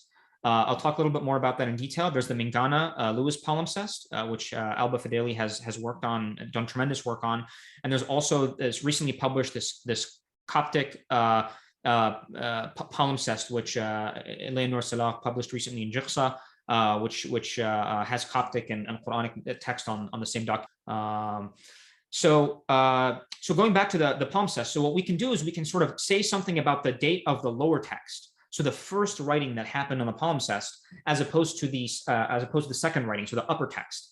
And so it's important, I guess, to mention that one of the really neat things that happens, when you scrape ink off of parchment and you write on it. So at the time when you scrape the ink off, it's sort of invisible. The parchment looks clean and you write on it. But what happens is, of course, like tiny microscopic amounts of ink still remain that sort of are invisible to the eye. But over time, that ink oxidizes and it sort of reappears. It becomes readable again over time. And of course, it's still very difficult to read, but it becomes somewhat readable. Then, we can sort of take advantage of the fact that the composition of the lower ink is not identical to the composition of the upper ink. And that because the composition is different, I'm going to get a little bit nerdy. Basically, the inks actually have peak absorbance of different wavelengths of light. So what that means is, if I shine different spectra at the manuscript, the different inks are going to fluoresce with different strengths at different wavelengths of light. So to sort of, in layman's terms, what happens is, in normal light, so if I'm just kind of looking at it, the thing that stands out to my eyes is the upper text. But if I shine, UV light, actually, if I shine ultraviolet light on it, that might bring out the lower text more. Now, the upper text is still dominant because it's sort of, the ink is still there. It hasn't been scraped away, but the lower text becomes far more readable. And there are other techniques like, X-ray diffraction, things like that, which was used on one folio for the palimpsest. And it was in Behnam Sadeghi's publication, where you can actually basically shower the parchment, the folio with X-rays, and bring out that lower text even more, far more that you can get from just ultraviolet light. But of course, that means you have to have an accelerator. That means you have to have all kinds of equipment that's just not as portable as a multispectral light. And so that allows us to sort of decipher the lower text better using that technique. Okay. So thank you so much for that. Can you just tell us a bit about the implications of these palimpsests? Yeah. So specifically, I guess the most significant one in my view is the Sana palimpsest. So what we can say is, all witnesses to the Quranic text, all surviving witnesses to the Quranic text that we have today, all descend from a single text type, which is the Uthmanic text type, basically a family, right? Except for the lower text of the Sana palimpsest. So the lower text of the Sana palimpsest belongs to a separate text type. Now, what does that mean? That means that the amount of variation that we see in the text of the palimpsest, the lower text, I'm just going to call it the palimpsest, is far greater than the amount of variation we see between manuscripts that belong to one text type. And so why is that significant? Well, I think a couple of things are significant. What's significant are the things that are in common between the Uthmanic text type and between, Sadeghi calls it the C1 text type, the text type of an unknown companion. So there are similarities between the two text types that I think says a lot about the nature of the Quran prior to the sort of the existence of either one of these text types. But sort of in sum, we see a degree of variation in the palimpsest at the level of words, at the level of certain phrases that is not really present in the Uthmanic text. And what's very fascinating is that some of these variants that are found in the palimpsest, they actually mirror some of the variants that are reported in literary sources about companion codices. So, what is a companion codex? A companion codex is essentially, we don't have any surviving companion codex, let me put it that way, but we have reports in the literature that major companions had their own codices, had their own mushafs prior to the Uthmanic project. So Ibn Mas'ud in Kufa, for example, had his own mushaf, and Ubay ibn Ka'b also had his own mushaf. And works like Fadal al-Quran and Kitab al-Masahif and many other works, what they do is they report some of the variants that were present in those masahif, in those codices, or in codices that belong to those traditions, those text types. So while the Sana'a palimpsest, the C1 text type, is not the codex of Ibn Mas'ud, is not the codex of Ubay ibn Ka'b, is not the codex of al-Miqdad, is none of those. It's its own, it's the codex of an unknown companion, as Sidky and Gudarzi would put it. Yet it reflects the same degree of variation, the same types of variants that you get in the companion codices, in the literary traditions, are found in the palimpsest. And some verbatim, like identical variants that are reported to belong to companions, were also found in the palimpsest.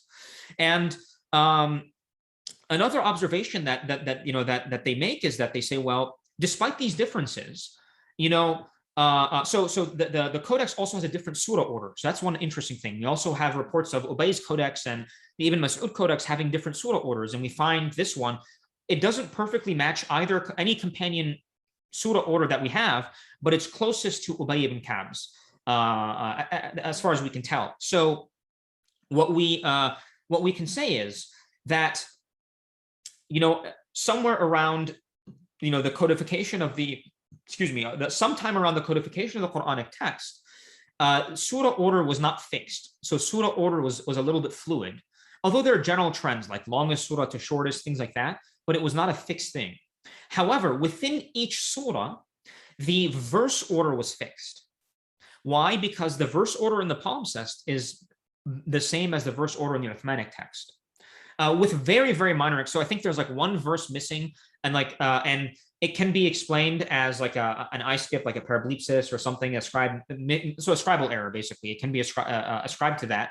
And I think that there's 2 short verses that are transposed. We sort of get similar reports that that are present in the Codex of Ibn Mas'ud. But by and large, if someone who sort of looks at the structure of a surah, oftentimes they're made up of these small pericopes that are by and large quite independent of one another. You don't find any of them that are shuffled around. You don't find any sort of verses that are not present or extra verses that are present. By and large, the structure of a surah is fixed by this point in time, with the wording still a little bit fluid. Now, what does and the surah order, of course, being not fixed, and so Behnam, he applies the principles of textual criticism to determine, or to show rather, I think pretty convincingly, that the Sana'a palimpsest, the C1 text type, is not a direct descendant of the Uthmanic text type. So it is not the case that someone took the Uthmanic text type and then made some changes to it, or they didn't recall things really well and introduced all these variants. That it is sort of they share a common ancestor, is the best way to put it, and that allows one to say things about that common ancestor. Now he identifies the common ancestor as he calls it the prophetic archetype, and what he would say is, well, the mechanism responsible for variation between the palimpsest and between the Uthmanic text type, and also the companion codices, like holistically, how do we explain these variations? The way he explains it is, he says, well, if you look at it, this doesn't look like a case of written transmission. The degree of differences, because we have a whole family of manuscripts, a whole lineage, the whole Uthmanic lineage, and we can compare manuscripts. And the fact of the matter is, all manuscripts that belong to the Uthmanic text type are more or less identical, barring well-known identifiable scribal errors and like little things here and there, right? So and the main difference is spelling. So spelling changes over time, so you have spelling, but the text, like what is being conveyed by this document, by this text, it is basically the same. It has not really changed at all. All right, so it's basic. So we know what written transmission looks like. It looks like that. And the differences between the Uthmanic text type and the other ones is not the same. It's far more like there's a greater degree of variation, but it's also not oral, because we know what oral transmission looks like. We can compare very early versions of, hadith or of seerah, and we see the degree of variation between them. And it's far greater than what we find between the different Quranic text types. It's somewhere in between. So what Hythem calls it is, he says it's sort of a hybrid written oral transmission. Now, the model that he proposes is one of dictation. So he suggests that what might have took place is the Prophet might have been dictating Quran, and he had scribes that were writing down material, and they sort of took down the cliff notes, and when they went back home, they filled in the blanks, and they filled it in a little bit different. And because the Quran has rhyme and it has sort of self-similarity, that also sort of governed the degree of variability that emerges. It isn't fully prose. And I think he would sort of propose a mechanism, or he does in his Codex of a Companion, a mechanism somewhat like that. So am I fully on board with that? Maybe, maybe not. I think there are different models that can be proposed to explain, but I think the key pieces of detail are the relationship between the palimpsest and between the Uthmanic text and the companion codices. I would say those are the important pieces. And generally speaking, it's consistent with the general historical narrative that you do find in the Muslim sources. The evidence is consistent in that many companions had codices. There were variations between them, etc. So even though it's not a witness to a specific companion codex, it does sort of fit within that paradigm. Not to say that it doesn't fit in other paradigms, but it is very consistent with that one specifically. All right. Thank you so much for that. And as we near our conclusion, do you mind telling us a bit about how do we determine the regionality of the codices? Yeah, so that brings up the question is, what is regionality? And, I published a paper on this recently. So if we go back to, Muslim sources, they all basically unanimously agree that the third Caliph Uthman basically took on a massive project in which he basically standardized the text of the Quran. And then he made copies of that standard text, and he sent it out. He sent copies of that text out to different regions, mainly garrison cities, right? So Kufa, Basra. He kept a copy in Medina, and he sent one to Syria. And of course, I think it was sent to Hims. And this is somewhat of a contentious issue, but so the issue with Hims is that it was primarily a garrison city. It was very important. So Emesa, in sort of the pre-Umayyad time period, its population, I think at some point was greater, or at least Muslim population was greater than that of Damascus. And there were military contingents that were staged out of there. So Hims was a very important city. And so Uthman sent the Mus'haf to one copy to Hims. And, from these all sort of extant surviving Mus'hafs, codices, manuscripts descend. And so Muslim sources document discrepancies, minor variants that were present between these codices, and so each collection of variants that is characteristic of one manuscript allows us to identify or determine its regionality. So we can say, well, this manuscript has Syrian variants, so it's Syrian regionality. This manuscript is Kufan, it's Basran, it's Medinan, things like that.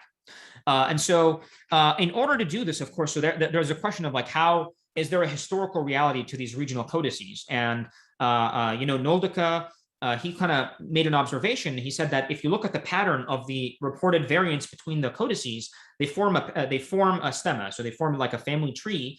And that's sort of indicative of the fact that it kind of reflects some reality because it's kind of hard to fabricate variants that fit this, that generate, that are consistent with this nice stemma.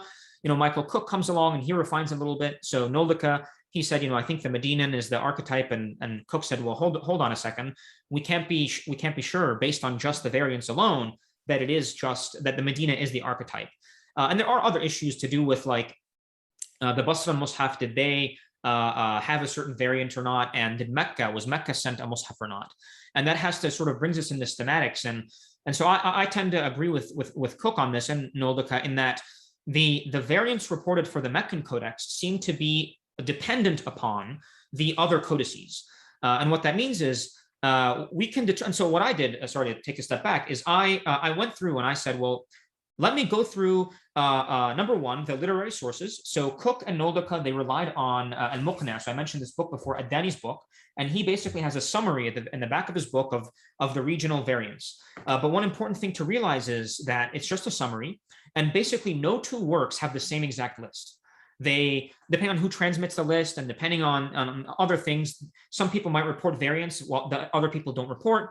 And depending on what kind of informants they had access to and what kind of manuscripts they were looking at, you get different lists. And so the question is, well, so what I do is I aggregate all of those variants that are mentioned in the sources, and I distinguish between ones that are reported to be in the reading, the qira'ah of a city, because keep in mind that someone who recites Quran does not have to follow precisely the orthography of the mushaf of their sort of regional codex, right? And so one has to be very careful to distinguish between variants that are explicitly reported as being found in writing and ones that are just found in the reading of a certain people or a certain city. In any case, so I aggregate all those variants, and I sort of classify them into well-attested one and the poorly attested ones. And then I go through manuscripts. And what I do is I aggregate all variants without actually distinguishing between them. I just aggregate all of them in the spreadsheet I showed you earlier in our conversation. And then what I do is I apply this technique called phylogenetic analysis. So it's basically, phylogenetics is the study of, ancestry and speciation and evolution. And one can make certain, correspondences and analogies between written transmission and the introduction of mutations and scribal errors with evolution. And by applying that, what I show is that all manuscripts that we have, they all go back to 4 ancestral codices. So it's consistent with the literary sources, and it supports the fact that Uthman copied, let's say, at least 4 codices. We do have reports, ad hoc reports that Uthman sent a mushaf to Mecca, that Uthman sent a mushaf to Bahrain and to Yemen. But the fact of the matter is there's no evidence of them when you look at the variants in the manuscripts. It doesn't mean they didn't exist. It just means that if they existed, they were dependent on the 4 primary codices that were initially copied, if that makes sense. Now, the other interesting thing, and I'll get to how we can identify regionality. The other interesting thing, though, is that by comparing the orthography, the spelling of the variants that are reported in the literary sources with what we find in the manuscripts, we discover something very interesting. We can find discrepancies between spellings in the earliest manuscripts and between the reports. And that allows us to date what time period were the manuscripts that the people who wrote those reports were looking at. I worded that really convoluted. So what we can do is we can figure out the dates, approximately, of course, the dates of the manuscripts that the people who transmitted those reports relied on, right? So we can see, so for example, many people report that manuscripts, so the word fakharaj in Q23, I forgot the verse number, they said that in all manuscripts, that word is spelled plain A, spelled with an alif, fakharaj, alif, jim, right? So, but if you actually look at the earliest manuscripts, almost every single first century manuscript that we have writes it effectively without the alif. And it's around the turn of the century into the 2nd century that we start seeing the alif spelling, the plain A spelling pop up. And so we can say that, well, if someone is going to say that every single manuscript I've ever looked at has the alif spelling, well, then that tells us something that they weren't really looking at the earliest manuscripts. They were looking at manuscripts that came from at least the 2nd century, if not later. And then you can do that as well with the regional variants. And what you can figure out is, and what I propose is that knowledge of these regional variants was not known at the time of codification. So when this Uthmanic text type was produced, people didn't realize there were these minor differences between them. But as people interacted, so people traveled from Kufa to Basra to Medina, they realized that the readings were a little bit different. And then they started going through and they were curious and they started comparing the readings. And what they found out, and then they started picking and choosing between these variants. So someone might like, for example, Abu Ja'far, he's an early Medinan reader. He reads هو الذي ينشركم في البر والبحر in Q10. He reads Yanshurukum, which is a Syrian variant. It's not a Medinan one. And so you can see early on, people start picking and choosing and mixing between these variants. And the way that we would sort of, in a non-judgmental way, we would say that that's contamination. So you're mixing in different text types. And you can also see that in manuscripts. So basically, our earliest manuscripts are almost all purely one regionality, right? They're almost purely Medinan, Syrian, etc. And then by the end of the 1st century, you start seeing these contaminated manuscripts pop up. And so that's sort of, and of course, one important point to make is that manuscripts are mobile, right? So regionality, I like to think of is in terms of a subtext type. It helps you identify, the genealogy of a manuscript, but it doesn't mean that a manuscript that has Basran regionality was produced in Basra, let alone read in Basra, let alone discovered in Basra, right? Or sort of like rediscovered, in Basra. These manuscripts were mobile, and we have now some were not mobile. So some we can say stayed in one location for a long time. So there's a manuscript, this Codex Damascensis, that I'm working on. Its regionality is Syrian, in fact, and its verse count is Himsi. So actually the variants are Himsi. The verse count is Himsi. The addition, the later vocalization with the red dots is also Syrian, if not Himsi. And the manuscript, the provenance of the manuscript is actually the Umayyad mosque. So it actually was in Qubbat al-Khazna, which was this big dome. It was kind of like a geniza where people sort of disposed of religious material, and which was opened up by the Ottomans. And this manuscript, it comes from there. And so I would hypothesize that this manuscript spent most of its life, or its entire life, in Syria. But that's not the case with everything. So we have things that were recovered in Egypt in the Masjid Amr ibn al-As in Fustat in Old Cairo that has Medinan regionality, right? So and they're very old manuscripts. So that's not necessarily a given. So what I'll do right now is I'll share my screen, and I'll go through a little bit of some tables in my paper, and show how one can determine regionality on that basis. So let me go here. All right. So, well, the first thing is in my, it's a long paper, but a lot of it's sort of tables and documents. But in the appendix where I have here is I kind of go through and I document, all the reports that I relied on in my analysis. And I mentioned the work, so Ma'ani al-Quran, Farra''s work, Fadal al-Quran, etc. And I have sort of a critical discussion of the transmission and some of the issues, the concerns I have with the attribution of some of the reports to some early figures. So if someone's interested in that, I think they should give this section a read. I also distinguish between written variants and oral variants, and you can kind of go through this table here and see that. But sort of in a nutshell, if you're interested in determining the regionality of a manuscript, what you can do is you can go to this table in my my paper, table 2. Table 1. This is the poorly attested variants. So you can go to table 1 here, and you can pull up a manuscript and you can look up these locations and you can compare the variants that are found in the manuscript with the variants listed here. Now, it's not, you're not guaranteed to get a manuscript that is purely, one of these. I mentioned that before, and in fact, I do have a table here that I kind of give a summary of the agreement with any specific region. And so you can find that, CPP, and so the Codex Parisino Petropolitanos, the British Library Mushaf that we looked at, the Fustat Codex, and the Birmingham B, not A, they're all 100% Syrian, but Wettstein 1913 is actually only 73%, and the rest can be accounted for in Basra. So it's not a perfectly Syrian manuscript. And so, of course, you get that with manuscripts all the time. All right, so this is basically how you would go about determining regionality. Is you can rely on the table I give, which is just a little bit more comprehensive, and I was a little bit more critical about the variants that I chose to include here. And you can also go to table 2, and you can look up those. Whoops, I was already at table 2, but you can kind of look up these variants as well in the manuscript and compare them. So that's how I would go about determining the regionality of a manuscript. Just before we conclude, do you mind telling us about some of the projects that you have that you're currently working on? Yeah, sure. So as I mentioned in the beginning, my interest is really in the transmission of the Quran in the earliest period, written and oral. So right now I am working on a couple of projects to do with sort of the oral side of things, so the reading traditions. If anyone who's familiar with the work of Shadi Nasser, he's kind of done a lot of work on the transmission of the qira'at from the period of time of the canonical readers down to sort of us, right? So forward in time. But, there's been very little work on what happened before that. And there are a lot of sort of conjectures and sort of assumptions about what the oral Quran looked like prior to that, prior to the canonical readers.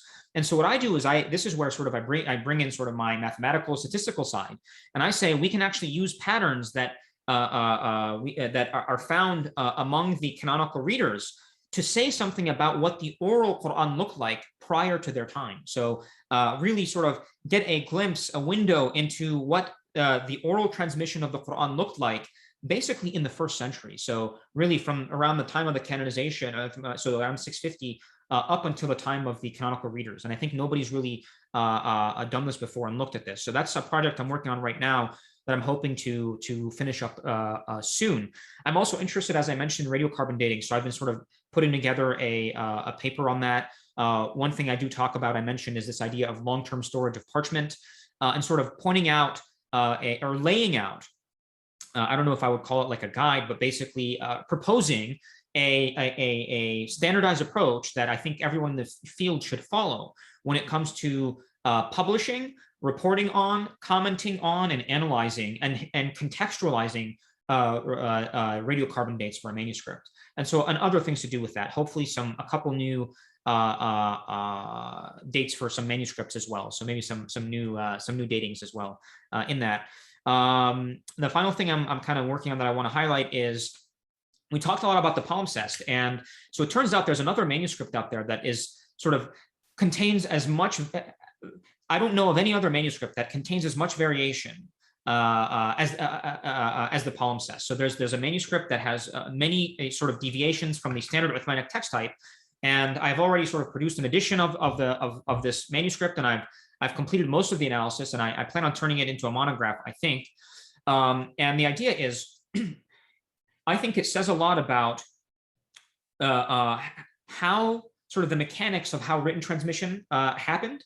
I think it says a lot because of the nature of the variants in it. I think it says a lot about, which are very different from the ones present in the palimpsest and the Sanat palimpsest. It also says a lot about the relationship between the Uthmanic text type and the palimpsest. And I think it's going to be very fascinating and a very important contribution to the field, I hope. So, those are some of the projects I'm working on right now. Excellent. Thank you so much for that. And thank you for this detailed, very informative episode. I really, really appreciate it. And I'm sure the audience appreciates it as well. And good luck with everything, Doctor. And with that, I'd like to conclude the episode. All right. Thanks for having me again. I appreciate it.